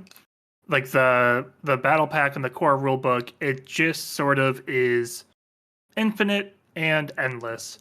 Right. There's no defined end goal. You just kind of play until you get bored, which happens sooner when there's not something in mind. This book is goal, right? Yeah, this book is a specific campaign with a specific goal in mind, and even if you have this progression, there are so many battle plans in each phase of the campaign that you're still going to not have to play the same game twice, even if you don't like win and progress. That's right. And I like that, like, obviously it's a sort of tightening progression. It's pretty cool how it's going to work there. And it does have this, as you said, natural endpoint. So, like, basically, you're starting on the Scorched Outskirts battle plans, which is there 6 of them. And then if at least one of the players has gained a total of 20 or more Emberstone shards during the campaign, the players can agree to roll on the Gnaw's Edge battle plan table instead, so you progress to, like, the next step. And then if at least one of the players has won a battle plan from the Gnaw's Edge battle plan table, then the players can agree to roll on the Hateful Shores battle plan instead. And then if both of the players have won a battle using Hateful Shores, so you both have to win one, so you got to play that at least multiple times, then you can agree to use the Hell's Claw battle plan, sort of the final thing there. And the battle plans themselves are kind of tuned to this. What I like about it, I'm not going to cover all the battle plans because there's obviously like a lot. But one of the things I actually like about the way they set this up, I'm sure you guys noticed this, the battle plans themselves kind of have more going on as you progress through the campaign. Like, that is to say, there is a slight increase in the complexity level, but they're also aligned to, like, the types of story that's being told between when you're a starting out skirmishing force versus when you're more established and you're attacking Hell's Claw. Right? Like, the battle plans themselves, not only do they have this narrative progression, but they're written with their rules. It's not just like, oh, we did that and it's neat for no reason, because they could have, right? They could have just written 16 roughly equivalent battle plans or whatever and just split them up over time and said, go from A to B to C to D. But they didn't. They actually evolve as you go through there, not only in the rules, but in the narrative. Yeah. So I have a quick point here, and I apologize if I'm repeating anything that you guys said. I had to step out for a second. You're good. But the Ravaged Coast is actually something we've kind of already been in lore-wise. So we have 2 locations. We have Hellcrown and we have Hell's Claw, right? And the Skaventide box took place in one of those 2, right? And so the thing that I am drawing is that when we go back to the Fondia book was the natural lore progression from 3rd edition starter. Yeah. Right? The characters that were in 3rd edition, their narrative moved forward in Fondia, which I thought was super cool. It was a really engaging way of, like, moving the story forward. But in 4th edition, they went, all right, that was cool. We liked that. We're going to take the results from the 4th edition starter, and then instead of us telling you what happens, we're going to give you a choose your own adventure to see what happens next in the starter box lore. It is not a choose your own adventure. It has nothing to, it is not that. That company is very litigious. It is a but it is a fighting fantasy. Path. Yes. Yeah. That you get to choose how you walk. Yes, absolutely. So it's not actually a fighting fantasy, because I'm sure they're really litigious too, because that's a massive thing in the UK. It's you have a path, to glory, and you're attempting to approach this path to glory. Very nice. Yeah, I agree, by the way, sidetrack. The Gore Warden conversion is minimal, but really good. I love it. Oh, it's so nice. Right. I love they do have a love bunch of the- like converted model pictures in here too, which is Yes, cool. exactly.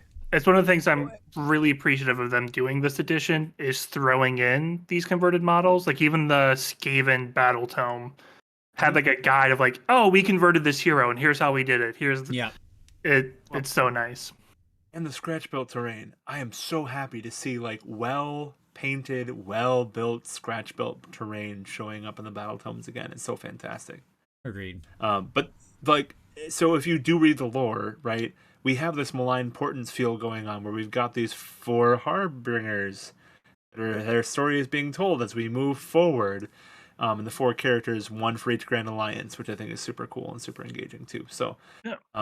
If you're able to play through this story, I feel like it's what you would kind of aspire to, and they've got fiction and all that kind of stuff for each one of them. So it's super cool and engaging. Yeah.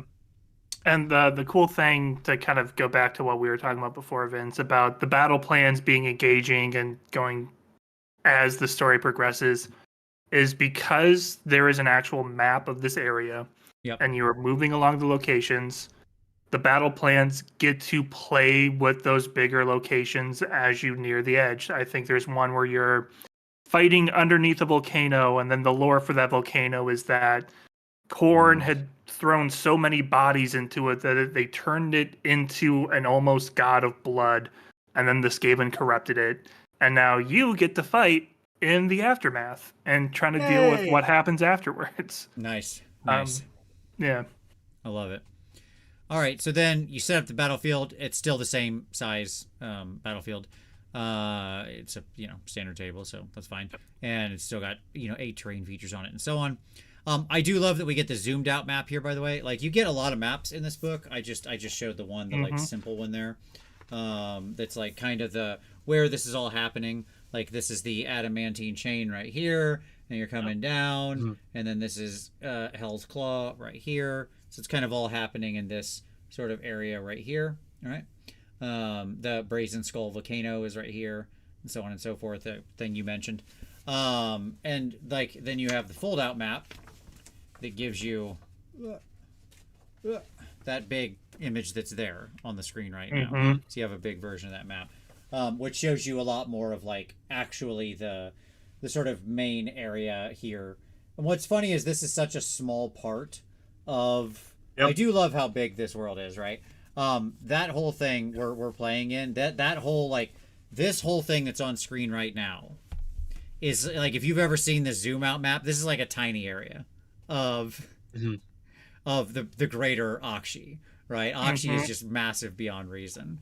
So, Chicken Nugget Bad Boy with a super chat saying, "Designate thine personal escapade." Yes, there you go. That's right. You will designate thine personal escapade through there. Absolutely.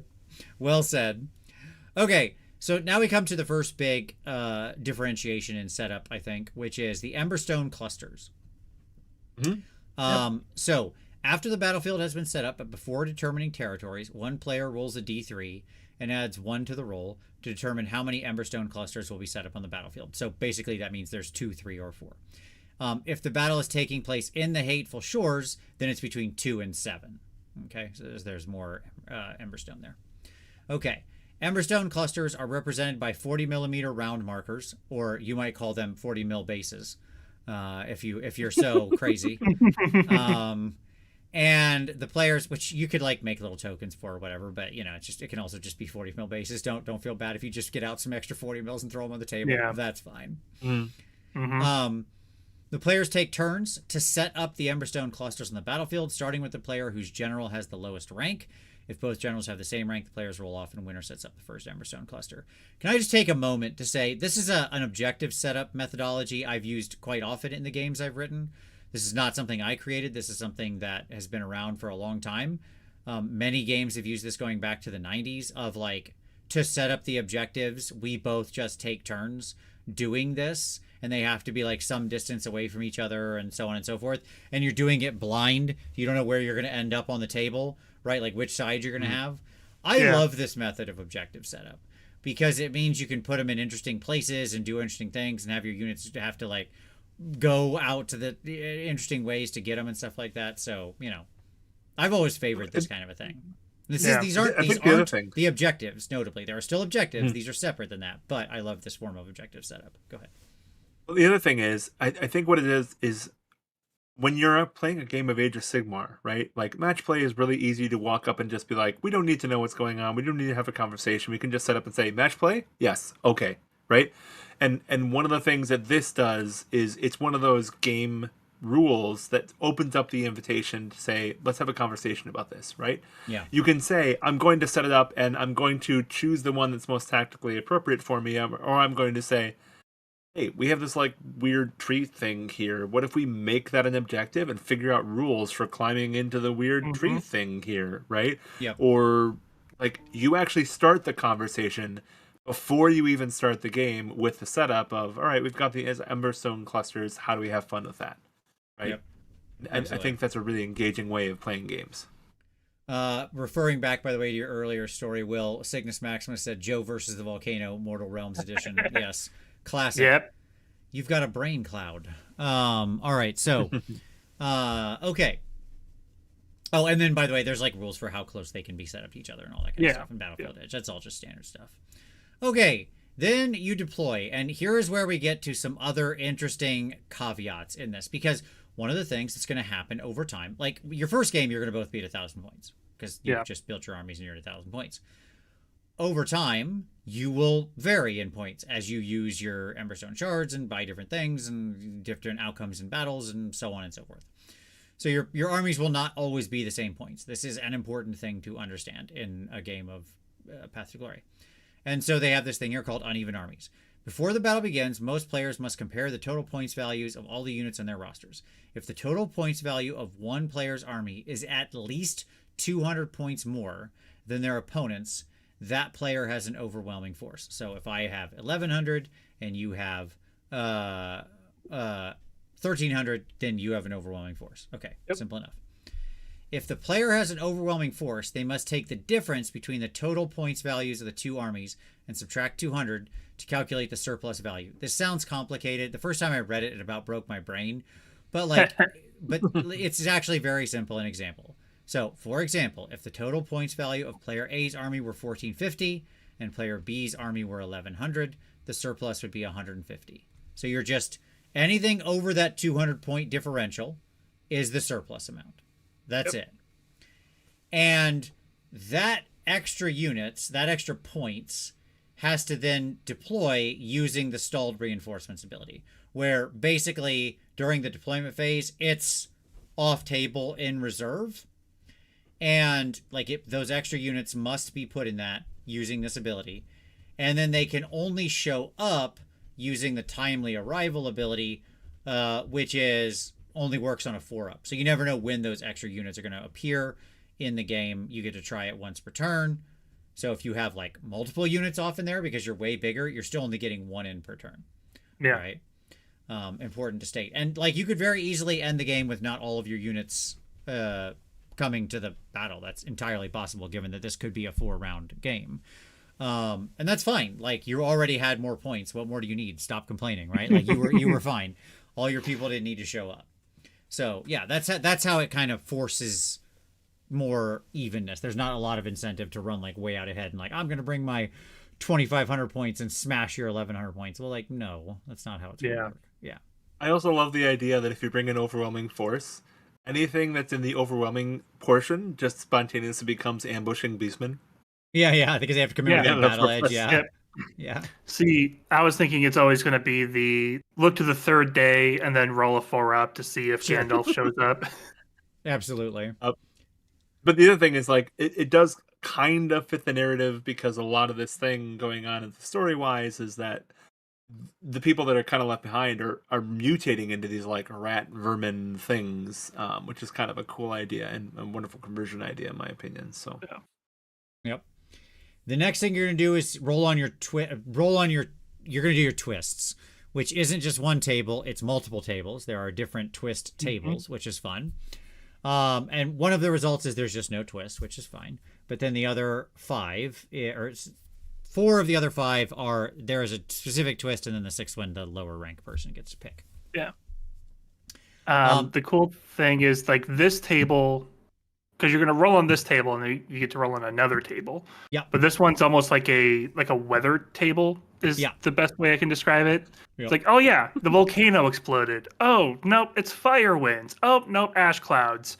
And then you have a whole separate twist based on that, and I think it's a really cool way to add randomness and flavor to your games. Absolutely. This is an interesting question from Joe Alexander. I can't answer this, Joe, but maybe Will or Paul can. I don't know. Obviously, this is like brand new, so I don't know that any of us have had a chance to really get into it too deeply yet. But question for the group. Can you compare current 4th edition Path to Glory growth speed for an army currently gaining glory to the new system of Emberstone? Does your roster grow faster, slower, or the same? Yeah. You have a concept? This is a plant. Joe is one of our local guys. Oh, okay, very good. He's probably asking for himself as we get ready for this campaign, and everyone's waiting for the book. The vanilla Path to Glory system is very much a slow grow because it's not a defined end goal. GW thought, oh, they can take all the time in the world they need to add units. Ravaged Coast is definitely a lot faster, but the twist on that is in the vanilla Path to Glory, you basically had like 3 different ways of expanding your army. You got glory points to buy units. Your individual units could get renown to level up, and then you could do quests to gain enhancements. In Ravaged Coast, it is all the same currency. It's all Emberstone. So theoretically, you could definitely grow your army a lot faster. Or you could take that same currency and just supercharge your one army. So Paul and I are playing. We have the same amount of Emberstone. He went with more units, so he's got an overwhelming force, and I made my units more elite. So you could say it grows faster, but it depends on the choices that you make. Yeah, nice. I like it. On your twist tables here, you got lots of fun effects. Like, for example, on your Mounting Corruption, you roll 3 to 4 Unnatural Empowerment. The underdog could pick a friendly unit, add 5 to that unit's control score for the rest of the battle round, and so on and so forth, right? So, yeah. And then they have unique... the twist tables, by the way, are rolled on based on who's the underdog. So, like, that's why they determine the underdog thing is there. And it uses kind of similar-ish rules to the standard game for underdog. Like, it won't be that weird to you. If you can still... And you can... If you double turn, you lose you can't be the underdog and all that kind of stuff. That's still... Yeah. So, okay. Cool. All right, now we come to an interesting new section, Ravaged Coast abilities. When fighting battles in a Path to Glory Ravaged Coast campaign, armies have access to abilities that represent the scorching, twisted environment of Akshi's Ravaged Coast. If you are using any Path to Glory Ravaged Coast battle plan, the following passive ability applies to all units. Akshian Anger. If a unit uses the all-out attack command, so if you use all-out attack to get +1 to hit, add 1 to hit rolls for attacks that target that unit for the rest of the phase. So if you get +1 to hit, everybody gets +1 to hit you. Boy, does that change the math on that one. Yeah. And then if you're using a Gnaw's Edge, Hateful Shores, or Hell's Claw battle plan, which remember is your again with the narrative progression. Remember, that's not the first set. That's set 2, 3, and 4 as you're progressing through the game. So as you're proceeding further down toward the coast, toward Hell's Crown, this additional thing comes into play. The complexity or the narrative increases. Again, the rules and the narrative coming together in a really nice way here. I like a lot of how this is designed. I really do think this is some of the best Path to Glory stuff they've written. 100%. Yeah. So here you got Poison Domain. End of your turn. Pick all units, friendly and enemy, within 1 inch of any terrain feature to be the target, so it'll die for each target on a 1, inflict d6 mortal damage on the target. Ouch. Okay, so terrain gets real scary as you get closer to Hell's Crown. And then Emberstone, how does that work? Well, I've got this Emberstone on the table. What do I do with it? That's a great question. So Emberstone works kind of similar to objectives to a point. That's why the 40 millimeter circle base is very familiar. And so one way is you take those Emberstone clusters that you placed before at the double checking it real quick.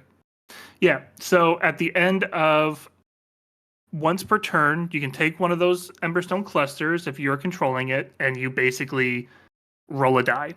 Yep. On a 1, you get hurt and take D3 mortal damage because it's just a literal fistful of fire that you're trying to put into your pocket. Right. On a 2 through 6, so 2 up, you take that cluster off the board and you give that unit a token, basically saying that they are carrying it around in their pocket, trying to loot it to use between games.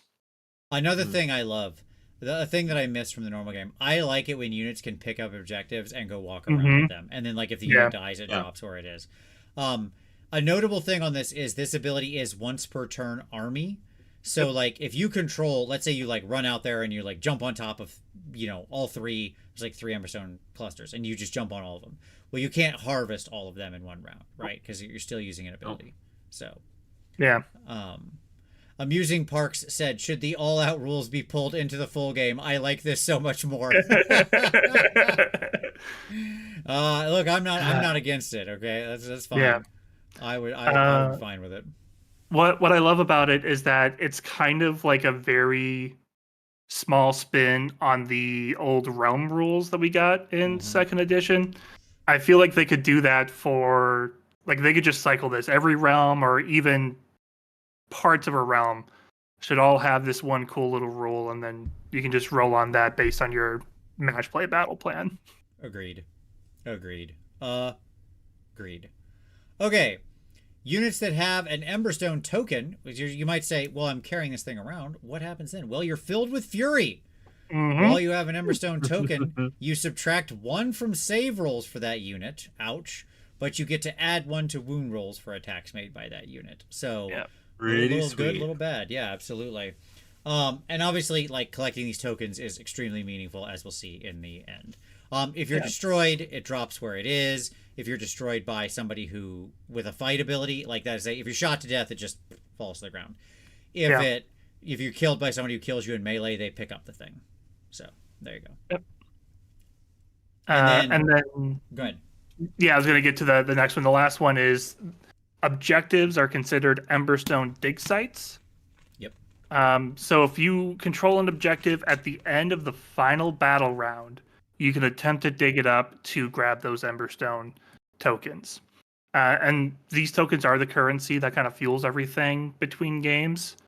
And so they found a cool way of making both standard objective control and the secondary objectives important. Like, winning the game obviously is going to get you a lot of stuff, but you still want to, like, sit on those objectives to get that Emberstone, but also go out and grab the Emberstone tokens and also go kill. And it's a really clever and simple way of having a lot of interactivity with the different mechanics.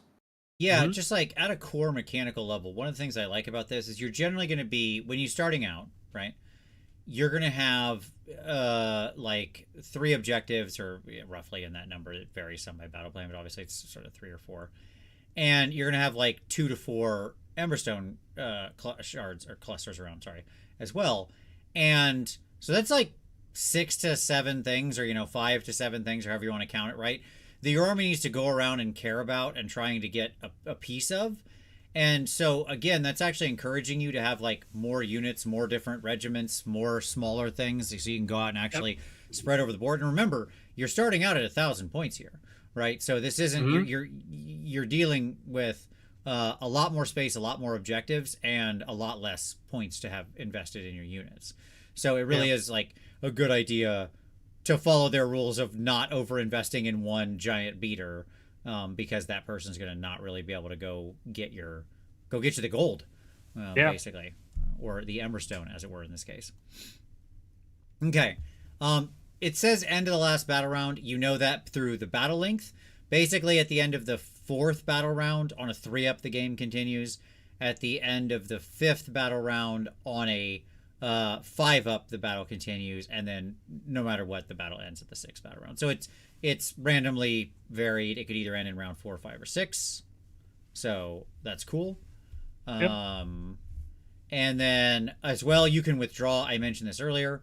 Like, you can just choose to retreat the field. your opponent then gets a major victory. But like this is a classic thing that is often something that is very smart to do, because you are risking a lot if you sit there and just get beat on even more. Like if the battle's against you, sometimes retreat is the better part of valor, quite literally. Mm-hmm. Yeah. Well, and it doesn't clarify what happens if your units that retreat are carrying Emberstone tokens. Right. So like it very much could be worth retreating, taking the loot that you have.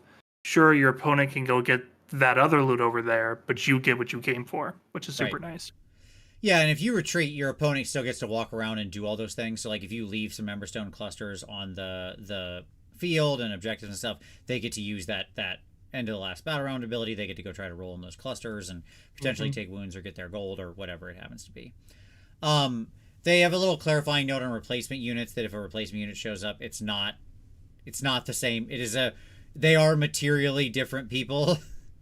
And so they don't have the upgrades or that kind of stuff. Like if you pop back 2 dudes out of a null hole or something out of a unit of 3, like if 2 new rat ogres show up, they're not like your super tuned rat ogres. They're just 2 rat ogres or whatever. They're just 2 guys, and so on. Okay.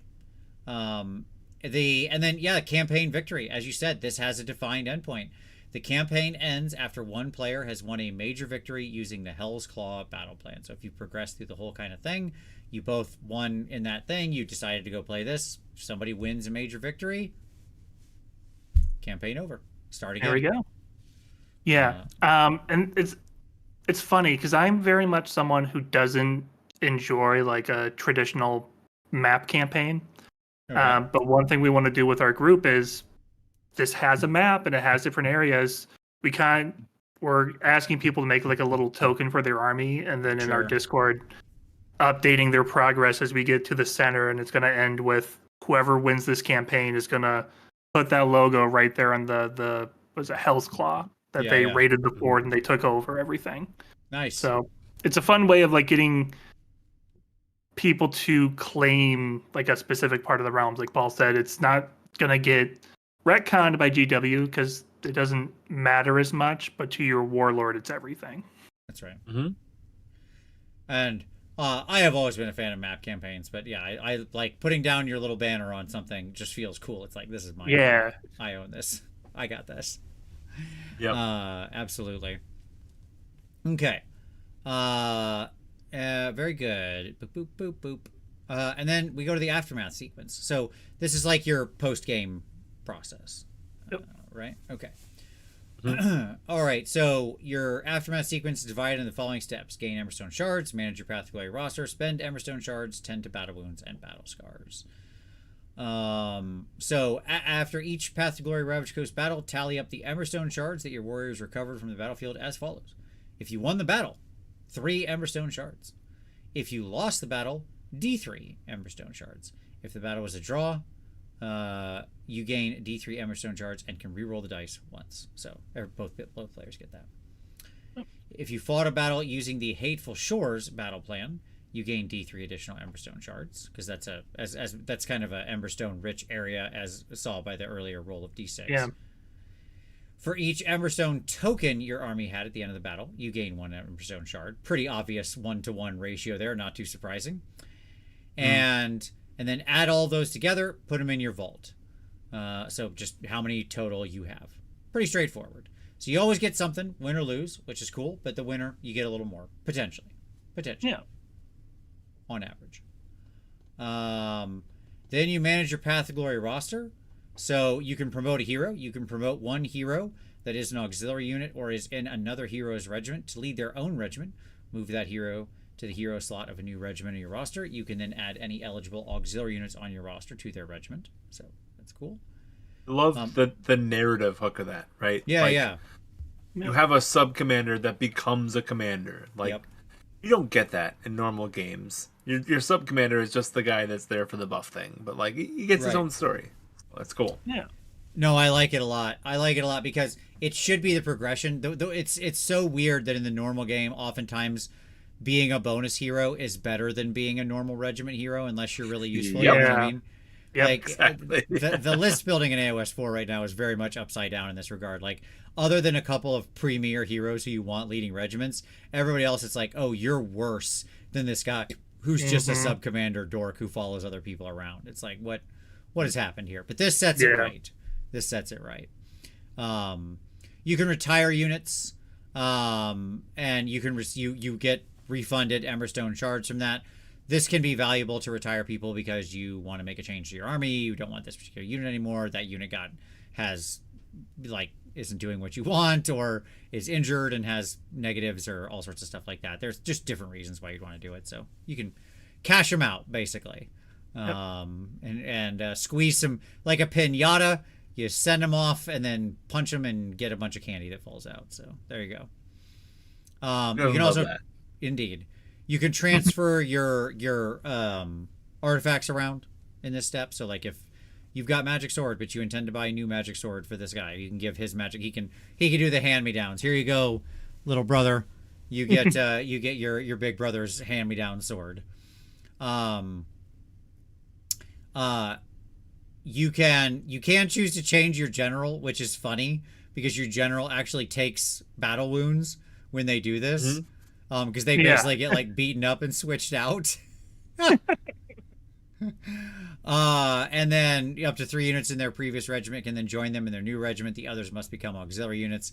Then move the hero you pick to be the general slot on your roster. You can then add any eligible auxiliary units on your roster to your general's new regiment. Usurped. The hero that was previously your general retains all the enhancements that they have gained. While they may have been usurped from their position of power, their contingency plans enable them to retain some relics from their glory days. I love this idea, especially for things like Skaven or Dark Oath, where like it's in the narrative of your faction to backstab and usurp and replace. Especially if your army is shaping up to be different than what you expected at the get-go. If you started with Scryer and then are suddenly heading more towards Master Clan, this is a super cool and fun way of tying that narrative into the rules. Yep. Or tying the rules into the narrative. Yeah. You can choose to change a unit's path, which just means like you kind of fall down, but you can move over. So if you make a commitment, you're not locked in it forever, which is nice. There's like a minor cost to it, but it's doable. So that's fine. Well, and what it's really doing is in the previous Path to Glory, if I'm not mistaken, Will, you can correct me if I'm wrong, because I may well be. You weren't able to really change your general, right? Like you had your warlord, and like you kind of like pick a new guy. It wouldn't like, especially because you're kind of switching it around. I feel like it's a little bit different. Yeah, the only way you could before is if your general just flat out died and just was completely removed. So this is a cool way of changing it while keeping that unit in your army. Well, and then the other thing we're going to get into is like changing a unit's path. Like once you gained a rule, was kind of it, right? Like you could still gain experience. You could maybe gain another rule, but like this allows you to actually like switch it around a little bit and like change your narrative and or like make your narrative fit what's actually going on with your games as well. I feel it's a little bit better. That's right. Okay. Once you've got all them shards, now you get to spend to them. So after you've done all those, like I think that was like that middle part is like the cleanup phase. That you kind of change in your list for making the relative changes that you want to make. Then you get to spend them shards, baby. That's right. You go to the store and make it rain. That's right. So yeah, you can either keep your Emberstone shards in your vault or spend some or all of them to perform the following actions. You can progress along a path, gain an enhancement, spell prayer, recruit new people, get faction terrain, create an Emberstone enhanced weapon. You managed that earlier, or you can hire a regiment of renown. Each action can only be performed once per aftermath sequence. So you can't just sit there and be like enhancement. It's just you have to spread out. And everyone costs that some amount of shards. Here's kind of how that works. So like unit embarks on a path and earns the aspiring rank is 1 shard. Elite rank is 2, mighty rank is 4, legendary rank is 6. You gain an enhancement spell or prayer. Heroic traits are 3, artifacts power 3, spells or prayers are 2. You can recruit warriors. How much that costs is based on the points value of the unit in question. going up to like quite a lot of points for quite a lot of shards for the very, very big units for obvious reasons. As that's like quite materially changing your force a lot. Though I will say, if you're looking for more little cheap Emberstone gatherers, things like them Hunters of Hawanchi and your other little 80-point dorks, man, they are a steal. Let me tell you what, getting away for 2 Emberstone shards on those guys. You are definitely walking. If you want a new cheap chaff unit, they are easy to recruit, which is nice. Yep. So I can talk about this now because you couldn't do it when you're creating your list, but you can do it in the aftermath sequence. We talked a little bit about the Arcane Tome when it comes to adding spells. That includes manifestations. And it works differently. It's not like in match play, you pick your lore. Boop, this is my lore. I get those 4 endless spells. Right. This is a little bit more loosey-goosey. You could buy maybe a Crown Spine. And then later you could buy a Purple Sun of Shaiish. Right. And mix and match from the various lores because you're creating your own lore and your own tome. So this is where you get to do the real wacky stuff with your wizards and priests. Well, and the other thing I really like about this page, like this whole Emberstone upgrades, right, is that it gives you a currency and then lets you decide how to use that currency for pretty much anything in narrative. Yeah, I like Whereas this the previous Path to Glory, system was like you need to gain renown on that specific unit. Right. And then once that unit gained renown, so if you weren't playing well, or you lost a bunch of games, like you would just end up behind because that unit didn't gain renown. And this allows a lot more of like customization and like, well, what am I missing? Or what do I think I would enjoy more about playing the game? And you get to make those decisions, right? Yeah. It's a much better way, in my opinion, of facilitating those decisions. And it wasn't even that like you were behind because that one unit didn't gain renown. It's that if you weren't doing well, that unit didn't gain renown. And you didn't get enough glory to get more units. And you weren't completing your quest to get your enhancements. Here, at least, even if you're doing just god-awful, you can pick one of those things to do. Right. You can, maybe you can't do everything everybody's doing, but you can at least make forward progress, which you weren't able to do in 3rd edition. Completely agree. Also, little aside here, I really enjoy they have an example of how to spend Emberstone shards. Yeah, and it's Jimbo in here. Jimbo and Sam. And I'm like, okay, so we got 2 of the AOS designers here telling us how, the little spruiking, it's pretty amazing. Although Sam, didn't Sam leave here just recently? Yep. He did just recently, but they tend to have a bit of a lead time on some of these books. Oh, no, they're definitely referencing Sam from when they wrote this. Yes, I'm saying, no, we'll miss Sam. Sam was a great designer, great person on the team. I literally was like, I feel like I'm seeing the fingerprints of all the other things that Sam has designed as we're going through this book, right? Sure. So, yeah, it is definitely I definitely feel a loss at like being like, this is probably Sam's last book, and that makes me a little sad. Like he's done so much for AOS and for like the game design, so really enjoyable to watch this evolution as it were. So I'll be honest, this was my favorite change within this or on offer here within this, and like there's a lot of things I actually really like in Ravaged Coast. But I never really liked the renown, this, that, like the different currencies doing different things. Yeah. I don't know, like my brain, for whatever reason, I've always favored it where it's like, nope, this is the reason you did good or bad or whatever, but you get X amount of resource, spend resource to do what you want to do, right? Like make it shape the way you want it to. I felt like the last one put me in a little bit of handcuffs. For me to actually be able to kind of build the narrative of my people how I wanted. This, they were like, nah, here's your money, go spend them, and they just turn you loose at the store, right? What do you want? And that I like a lot more. I'm here for that, right? Yeah, they literally put in a rule of don't spend it all in one place and just let you go. Yes, exactly. All right. So, then they kind of go into the different explanations here of what this stuff is. You know, I mean, most of it's probably fairly obvious. Like, you can actually get your faction terrain feature, so that's cool. Probably not a thing I would ever do in most armies, though I would do it very fast if I was playing Stormcast, because that is real good for Stormcast and Path to Glory. Being able to teleport your people around rules. If I was playing Orcs, we're never building that stupid tower. Let me tell you what, we do not need that thing. What we do need is more Orcs. But yes, you can, you know, it's exactly what you think. You get an enhancement, you pick an artifact, you get another spell, and so on and so forth, as you mentioned. You can reinforce a unit, you can add a new unit, and so on and so forth. Okay. The one thing here that does require more explanation, other than the basics we all understand, of course, is a new thing. Creating an Emberstone enhanced weapon. Okay. Yeah. Let me talk about something here. So I've been playing D&D now for 35 years, okay? And, you know, and going in through every edition, I always played Wizards. Not always Wizards, but, you know, Wizards. Yeah. Mostly Wizards. Mages. Yes, exactly, yes. Spellslingers. Yes. Whatever words you want to use. Absolutely. Magic users. And making magic items was always a thing I loved. Whether it's the insane second edition, your DM has complete carte blanche, just they have to tell you a list of nearly impossible things to do and then you go and do it.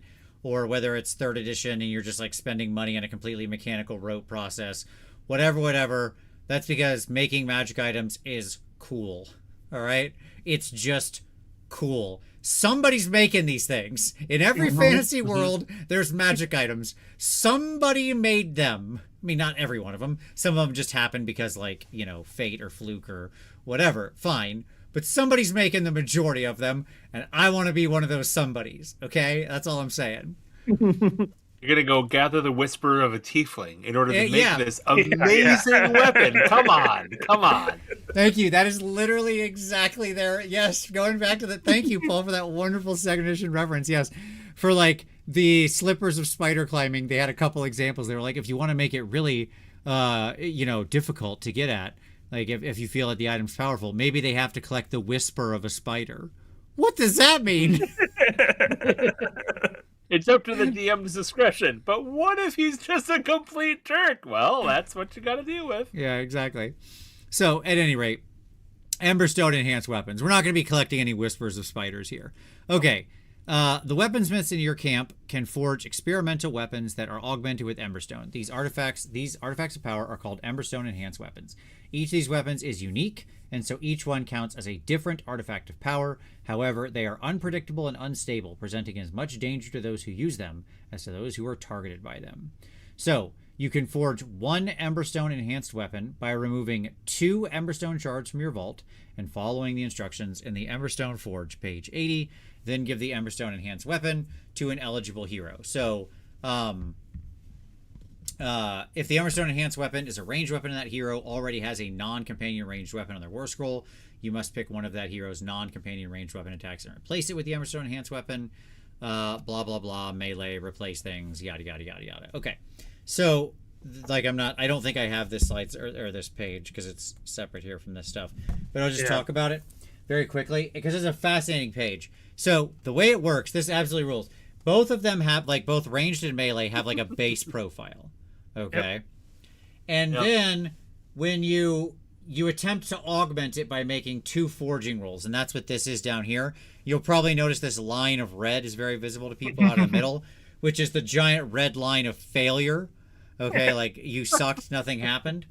But effectively, off of the default profile up here, right, you then get to roll a die, and you roll, like, first d6, second d6. So it's a standard box, square, of, like, first d6, you move along here, second d6, you move down here, right? So go ahead and let's play a random game to see what our weapons get. So without looking, don't look, just give me 2 numbers. Will, give me 2 numbers. Give me a d6 and then a d6. Go ahead. Oh, I actually have a die here, so I'm just gonna roll. 2, okay. 6, 2, then 6. 2, then 6. +1 to hit. Congratulations. Your weapon has an extra +1 to hit. No downsides. So good roll. There you go. Hell yeah. But yeah, you can get like crit auto wound. There can be upsides and downsides. So, for example, if you had rolled a 4 and then a 6, it would be -1 attack, so -1 attack, but +1 rend and +1 damage. So that's pretty sweet. That's all right. pretty worth it, I think. Yeah, well, You lose a especially hand, because but you're more deadly. the number of attacks you have is random. Yes. Yes. D6 so plus 1 is your base then. D6 yeah. plus 1. So if it's just D6, but I'm doing, what is it? It'd be D3 plus 2 damage per. Yep. I'm okay with that. And what's awesome is you can keep spending. So what's really cool about this is, so that's like one roll and you enhance the weapon, but you can just keep spending shards to play this slot machine game, right? Mm-hmm. And there's actually like a hard maximum. The maximum characteristics an Emberstone enhanced weapon can achieve are 30-inch range, 2+ to hit, 2+ to wound, 4 rend, and D3 plus 4 damage. Who doesn't want that? Come on, that sounds amazing. Just absolute monster. Mm-hmm. Do you ever want to kill Kragnos? Because this is how we kill Kragnos. Yeah, no kidding. So yeah, super cool. It's just fun. Like, it's just a fun system that you get to utilize here if you want to, like, make these, like, there are normal artifacts of power, to be clear. Okay. Yeah. Like, just those are still in there and you can pick those. That's fine. Right. But come on, this is way cooler. Yeah. So, well, to me, this is where the like move enhancements to another unit comes in. Like, yeah, you give your hero the basic one, whatever, but then he finds the cool fire sword. mm-hmm. He's just gonna hand off whatever nonsense faction enhancement he had before and grab the cool fire sword instead. Yes. Now there is an important caveat here, okay, which is these weapons are unstable. So you roll you roll a die for each Emberstone enhanced weapon in your army that was not forged in this aftermath sequence. On a 1, that Emberstone enhanced weapon is destroyed, and the hero who had it suffers 1 battle wound. So these things do not last forever. They are temporary unless you're very lucky. So Yeah. there you go. I'm not sure. Don't know if we're going to talk about the regiments later, but the Chaos Regiment is a saboteur, and Yes. they will explode your opponent's Emberstone weapon, removing it from their army entirely. Yes. Just amazing. The key with all the regiments right now, we'll talk about them here quickly because I don't have slides for them, is that each of them is interacting with the weird stuff, or the Emberstone weapons in like some way. Yep. Right. Yeah, all of them have an ability where you can re-roll 1 reforging roll. So That's if you get a failure, you can make it not a failure. Yep. Yeah, which is awesome. Like, that's just the baseline ability they all have, and then each of them like also interacts in some weird way. So like, the Realmstone Innovator makes the weapons better. The Saboteur blows them up. The Nullifier gives his people a ward against them, and the Weird Crafta makes them cool, but also makes them deadly to the wielder. So great. Yeah. That's So- that goblin guy. Perfect. You went through this kind of quick, right? But like, this is a super cool, amazing thing that they did in this book, right? Because what's the model for a Weird Crafta? Whatever you want. Whatever you want. Like, Right. they've created, again, we're going back to why importance, they've created these like 4 characters that are really determining what's going on, and they're all split into these different actions. Then not only do you get to be like, I'm going to convert a Weird Crafta. What is it? I don't know. They have a picture of one of them in the book, but I'm going to create my own, right? Then that Weird Crafta, or the Sinister Nullifier, becomes the leader of another regiment. Right. They can be included in all the armies that are in that Grand Alliance, right? Mm-hmm. But also, it's a regiment, so then you can add other units to this regiment, like, you know. So it's just kind of cool. Yeah. I will say, I don't think you can add other units to the regiment with these special characters, but that doesn't detract from how cool they are. I will trust you because you know rules more than I do. Yeah. It's just a cool idea. Yeah, it's because they named them, even though they're a single character, they are a regiment of renown instead of cool hero character. Right. Yeah. Just a weird naming thing they did. So, but like the thing is, like this is one of the cool things that they're doing again. They didn't do for years. Whereas they're like, hey, here's a character. What is it? I don't know. Have fun. Fill your Right, boots, figure exactly. something out. You right? tell us. Yeah, exactly. And they did that in the last, not the last White Dwarf. I think it was in 204. So like 2 months ago, they're like, um, here is a war scroll. What does it look like? I don't know. It's on a 40 millimeter base. Figure it out. Right. Mm-hmm. Convert something to fit what you think this is. Like I love hobby ideas like that. They're just my favorite. Well, that was a so. part of our entire hobby growing up in Warhammer Fantasy, right? Oh, 100%. They're just simply like just a lot of units just didn't exist. You just made them yourself. What you thought they looked like. Yeah. What does a war shrine look like? I threw 2 Tomb King chariots together and put the drum from the Chaos War Mammoth on it, and that's what a war shrine looks like. Who's going to tell me no? Nobody, because there is no model for it, right? My first war shrine was converted out of a Chaos Sorcerer Lord, some Daughters of Cain cauldron, a plastic container for for glitter that my wife had that she had emptied and was like, I saw it sitting there in the trash and picked it up. It was like a perfect little round disc. I used like the lid and inverted it and then put the fencing around the outside. Right? Yeah. Amazing. So yes, like absolutely. Okay. Your last step is your battle wounds and battle scars. So each unit that was destroyed suffers D3 battle wounds. Any units carrying Emberstone may have suffered ill effects through prolonged exposure. Roll a die for each unit that had an Emberstone token. On a 5-up, they're unaffected. On a 1 through 4, they suffer a battle wound. So there you go. And then units that die due to stalled reinforcements don't suffer battle wounds. That's an important thing here. Like they missed the fighting, so good job, I guess. Yeah. You're fine. Hey, what happened, guys? Well, it looks rough. Oh. Ooh, that sucks for you guys. Yeah. And then once a unit has suffered multiple battle wounds, it receives a battle scar. The severity of the scar is determined by the number of battle wounds. So basically it's this thing. And then like at 18 plus, the unit succumbs to its injuries. Not great. If you receive, the first time a unit receives a serious, severe, or critical battle scar, you must roll on the appropriate battle scar table, which is various and sundry negatives. If you have 18 or more battle wounds, it's removed and any enhancements are lost. And then if your general dies, you got to pick a new general and stuff like that. Hopefully that's not happening. Because hopefully people will get wounded. It will happen. And that's fine. But you do get to do your heal battle wound step, which is you get to pick up to 2 heroes on your Path to Glory roster to attempt a healing ritual.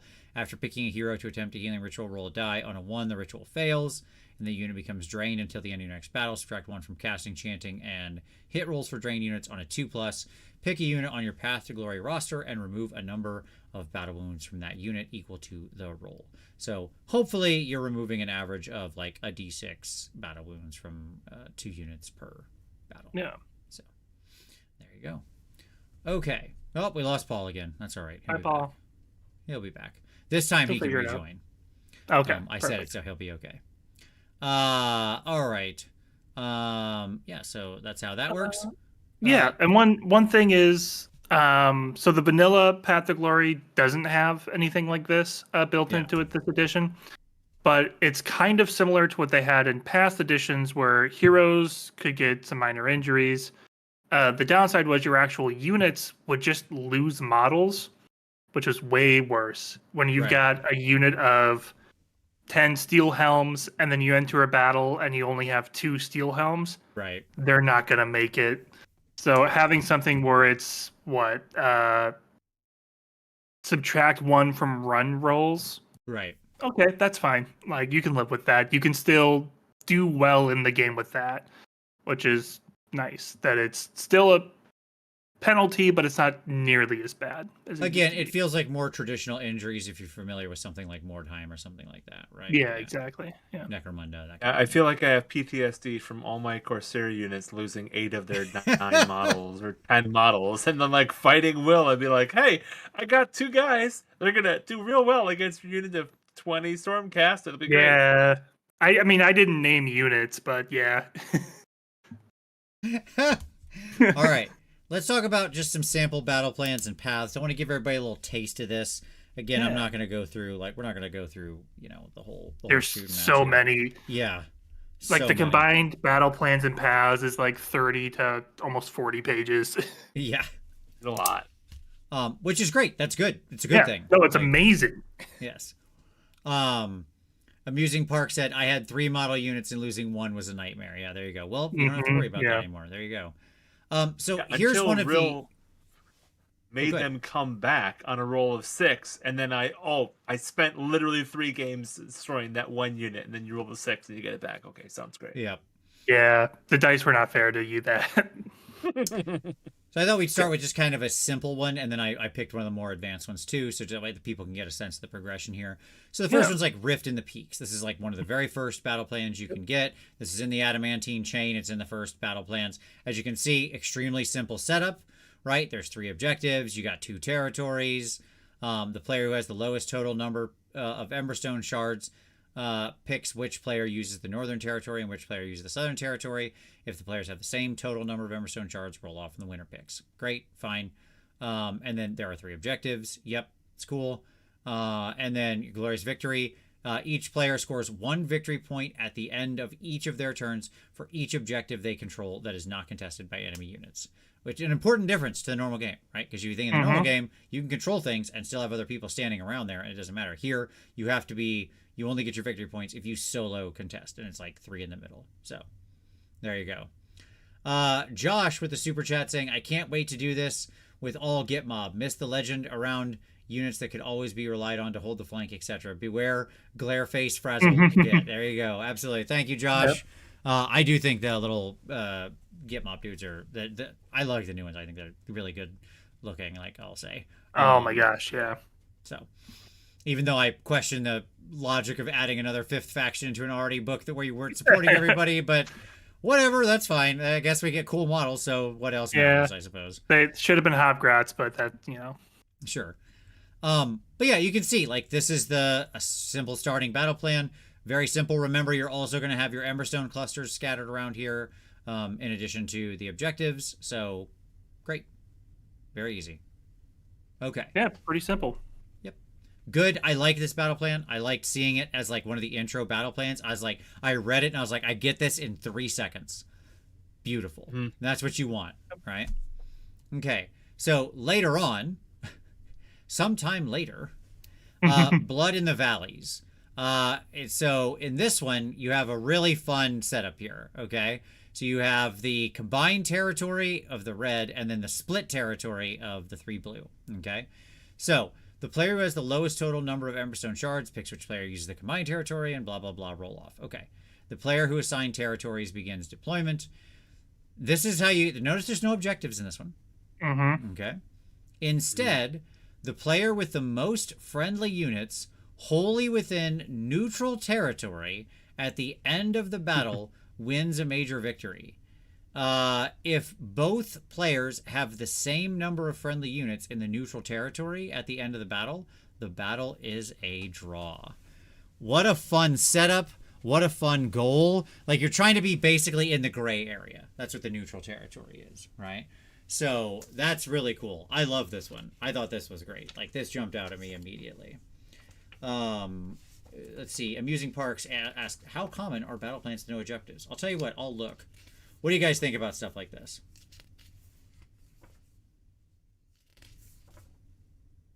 Oh, Will? Paul?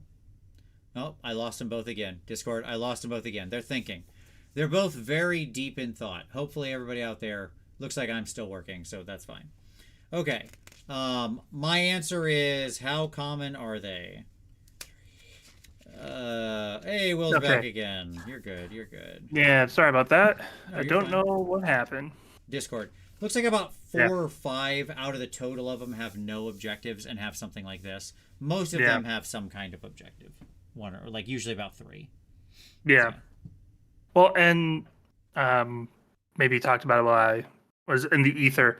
But the cool thing about this is we talked a lot about all the various rules that get added on to the game with I keep on wanting to call it reckless attack because I play barbarians in D&D. Sure. The fuel by hate, all the additional rules. The battle plans themselves, even the more complex ones are still pretty simple. Like, Yeah. they have a really cool deployments that make the game really interesting, and they have a different objective. But like, once you play one game in this campaign, you kind of know how to play every game in this campaign, and it's just various other cool ways of doing those battles, which is super fun. Yeah, I don't really want to spoil the Raid on Hell's Claw one for people because like it is the end game and it's really cool. Like it has a lot going on. When I say there's like a logical growth to both the narrative and the rules, it's there. But if you look at the things that are happening before that, there's like this very logical progression. It's gentle, but it's there. Right? I think they designed these like I'm just really impressed by what they did here. Now, Joe Alexander, what's a great one for a teaching game? I really think that first one I shared, the Rift in the Ranks, is like just a very simple one to do teaching games with. I really do. Because it's a very simple setup. It's a very simple like concept of what's going on. It's 3 objectives. Like everything about it's just evident, right? Yeah. So yeah. Like again, I think you could explain it to someone in a minute and they'd be like, okay, got it. Cool. And yeah, like setup's fast. It's nice. Okay. Hopefully Paul will be back in a moment. And let's see. Either that or he gave up. Even The blood in the valley's got him. He was taken in the night by the Git mob. I did want to talk about a couple of the paths here as well because I thought they were cool to discuss. So I picked 2 paths, one for heroes, one for non-heroes. Okay. So the first one I picked is the path of the duelist. You might ask, Vince, why did you pick the path? Hey, Paul's back. Why did you pick the path of the duelist? Because it's the one with the Skaven in the picture. So obviously that's the one I picked. So duh. It's also one of my favorites, so I'm glad you picked it.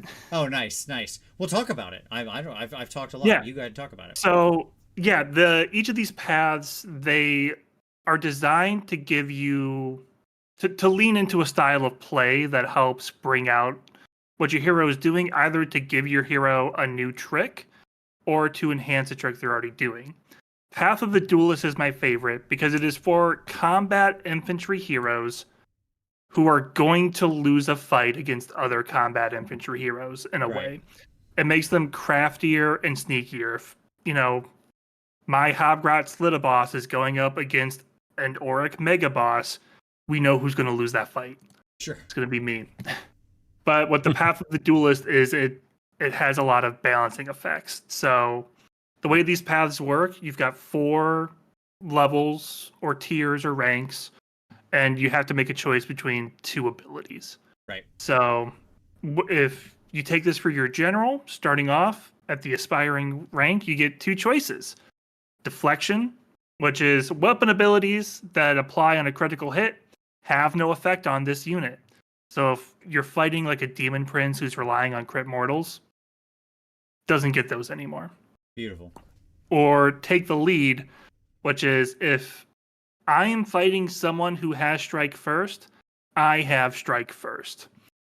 Which just helps you if you're fighting a hero one-on-one, you're not letting those other random units get into this fight. You're going to fight each other first and then figure out what's going on. You still get to clap back before getting shanked by a million Skaven. Yep. And so on and so forth, right? Like you get to go down and each time you hit a rank, you're getting, cool new abilities. Like you can make your own crits happen on a 5-up.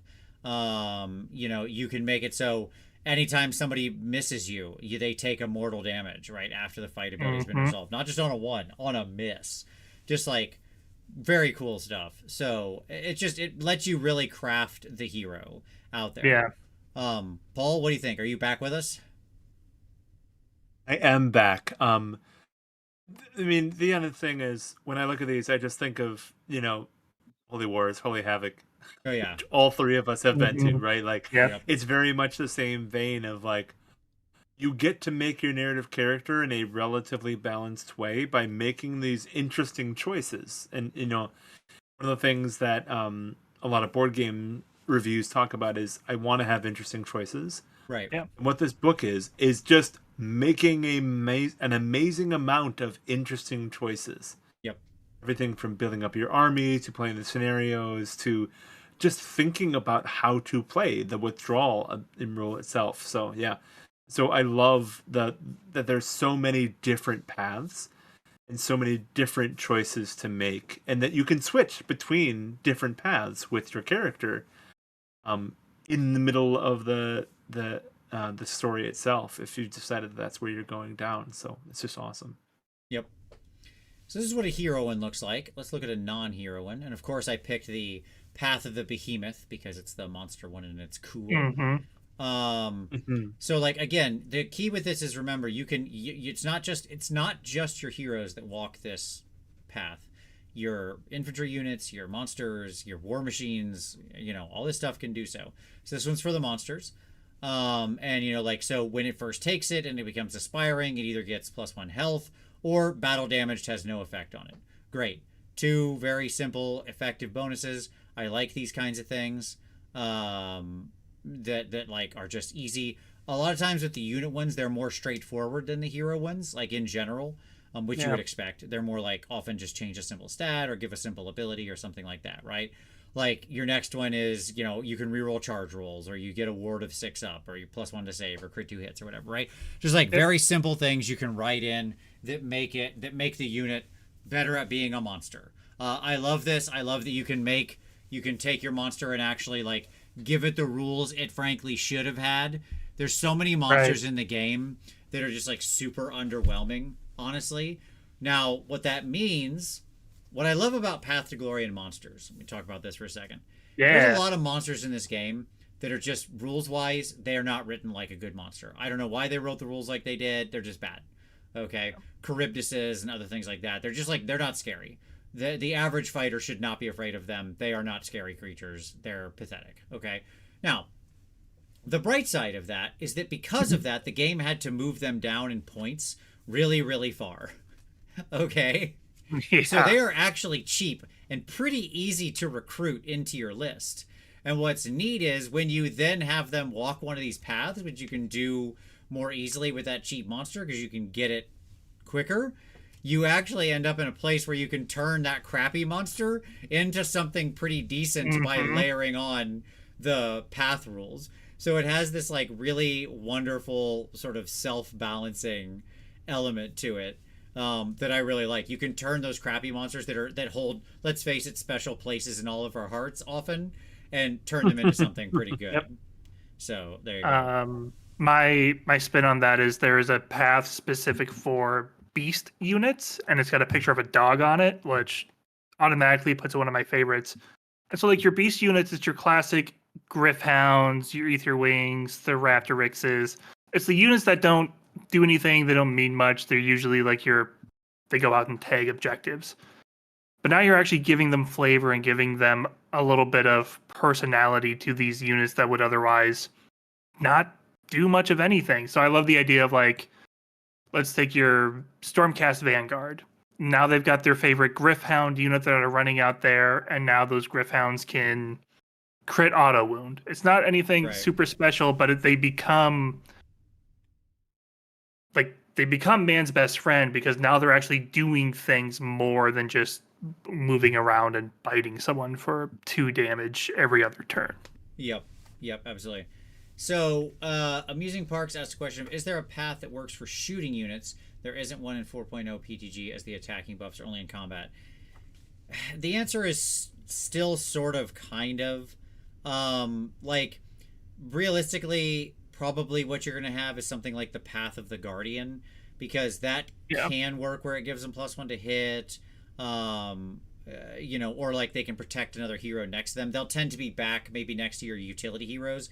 So it's not as much buffing their shooting most of the time. It's more like you're probably more getting some bonuses incidentally from you. Like they're going to have a little hero buddy that can sometimes give them bonuses and stuff like that. There's nothing that's like really directly buffing shooting units, I think, because they know shooting units are already pretty strong. But the Path of the Guardian is probably the best option. I agree. Path of the Guardian. A lot of those abilities that give you bonuses on your attacks, they don't specify melee attacks, so they still apply to your shooting. There is one that is really shooting heavy. The downside is that it is War Machine only. Yep. But it's it's the only path that is available to both heroes and units, which is cool. Yep. And it's if you're KO or if you've got your, what is it, Ironweld Grand Cannon, like this is the path for you because it's They giving can you all take ranged it. mortals. It's Yeah, giving yeah. you shoot twice in combat, but once per battle. But as far as archers go, you're looking at Path of the Guardian, like Vince said. Yep, I will say the Let's Path be of the honest. Artillerist, the War Machine one, can also be taken by Doc war wagons, like the Doc wagons. Those are War Machines, and like they're what I like about it is they did give stuff that can be valid for that as well. So like your Slaughter Queen on Cauldron, she can like take the Surly Crew, so add one to the attack characteristic of this unit's melee weapons, right? As opposed to the thing that makes it move faster, or and so on and so forth. Like as you go down, there's actually choices for both kind of melee war machines. So like Doom Flayers are also another example that you could fit in there. They're not a hero, but there's plenty of benefits there. So yeah, sorry, go ahead, Paul. Let's be honest. The narrative of I got shot in the head by somebody who sniped me from way off the board is not the best narrative in the world, right? Like, I think it's a more fun and more engaging when you have like these kind of melee battles where you're really calling out your opponent. Like, it's not that doesn't happen, but I think it's a little bit more focused on these hand-to-hand character-driven battles a little bit more is the way that the book is written. Using these like super cool weapons that you're able to figure out and all that kind of stuff. Plus, let's be honest, a 30-inch range with +2 to hit, +2 to wound. You don't really need a path when you've got a weapon that just blows somebody's head off to begin with Emberstone, all right? Yeah, that's a good point. So there you go. That's kind of a good overview of Path to Glory. Gentlemen, anything you want to leave the audience with? Will, go ahead and start us off. Final thoughts. Yeah, I hope this piques at least a few people's interests, and I recommend that on top of like doing your match play, try getting a narrative game or two in. Try to talk to your folks about doing it because there's so much stuff that you can do to make your army feel more like your own and being able to juice them. And when you even get into all of the cool fire spells and prayers that are in this book too, like there's so much stuff in this book. And because it is a limited campaign, nothing against just trying it for a few weeks and play to the end, and you can decide whether or not you're going to continue doing narrative after that, but no harm in giving it a shot. Absolutely. Paul, final thoughts? My final thoughts are, number one, Will is too humble to talk about the fact that like he has his own Path to Story podcast specifically about this stuff. If you like this stuff, please go listen to his podcast where he and his friends talk about how awesome Path to Glory is all the time, not just when GW decides to give us a book that tells you all kinds of fun and cool things, right? And if you're interested in the lore, please listen to the Mortal Realms podcast as well. We are talking about the lore of AOS up and down and backwards and forwards. So the Mortal Realms podcast will be linked below. I will also link the Path to Story down there, so check both of those out in the comments. Absolutely. Kat, who just joined, said super behind a live stream, but Path to Glory is what actually got me a fully painted army. Local club started a league that went up 200 points each month. Now I have a full Seraphon army. There you go. Awesome. Love it. That's amazing. That's fantastic. Yep. Well, Will, Paul, gentlemen, thank you so much. It's been great to have you on. Thanks for having us. This has like been such a positive show because this is like such a good book. I am thrilled with this. Yeah. It is the book I've been waiting for since, I don't know, the last one was Forbidden Power. Sure. But like I thought was really good. After that, it's been like end of edition cool narratives, but there's never been a cool campaign like this. I love it. Mm-hmm. The way this is structured, the way that they let you breach over alliance or over faction barriers into your broader alliance, the way again, like I mentioned, the currency works, the cool things, the new Emberstone weapons, the cool little renowned dudes who get to mess with it. As you mentioned, yes, there's a lot of like fire spells and other things we didn't even touch on in here. Yeah. This book is it's rich. It really is like such an incredible resource. To me, You know what's gonna make what makes me sad? I'll say this. Latin said Yeah. better book than the Auric Battle Tome. Yeah, you ain't wrong there. Um, Yeah. Look, what makes me sad is like real talk. This will probably not sell as well as some of the battle tomes, right? Yeah. Like if you're just talking like raw units sold, my guess is this does not sell as well as the battle tomes.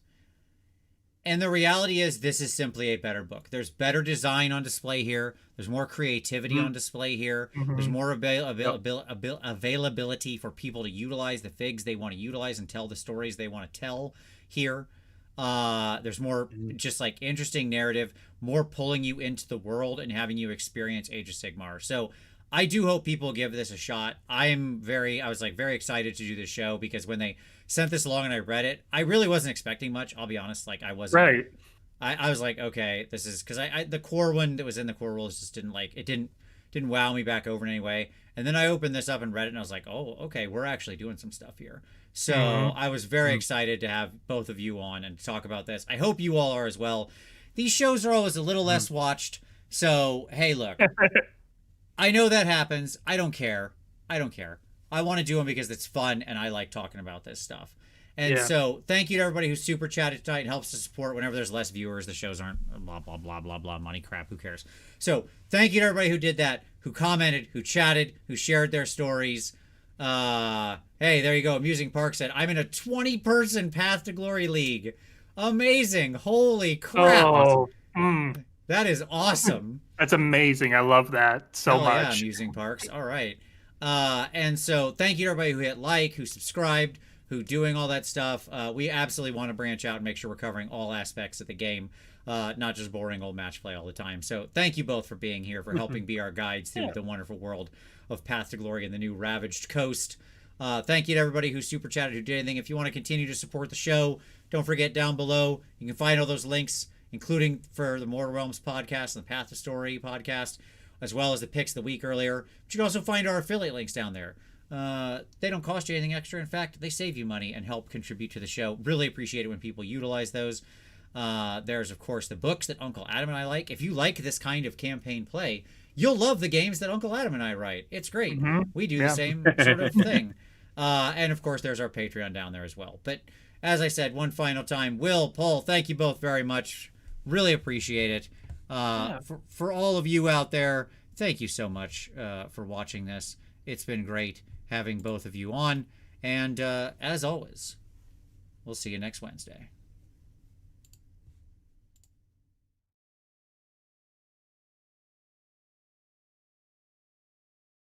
As I wave to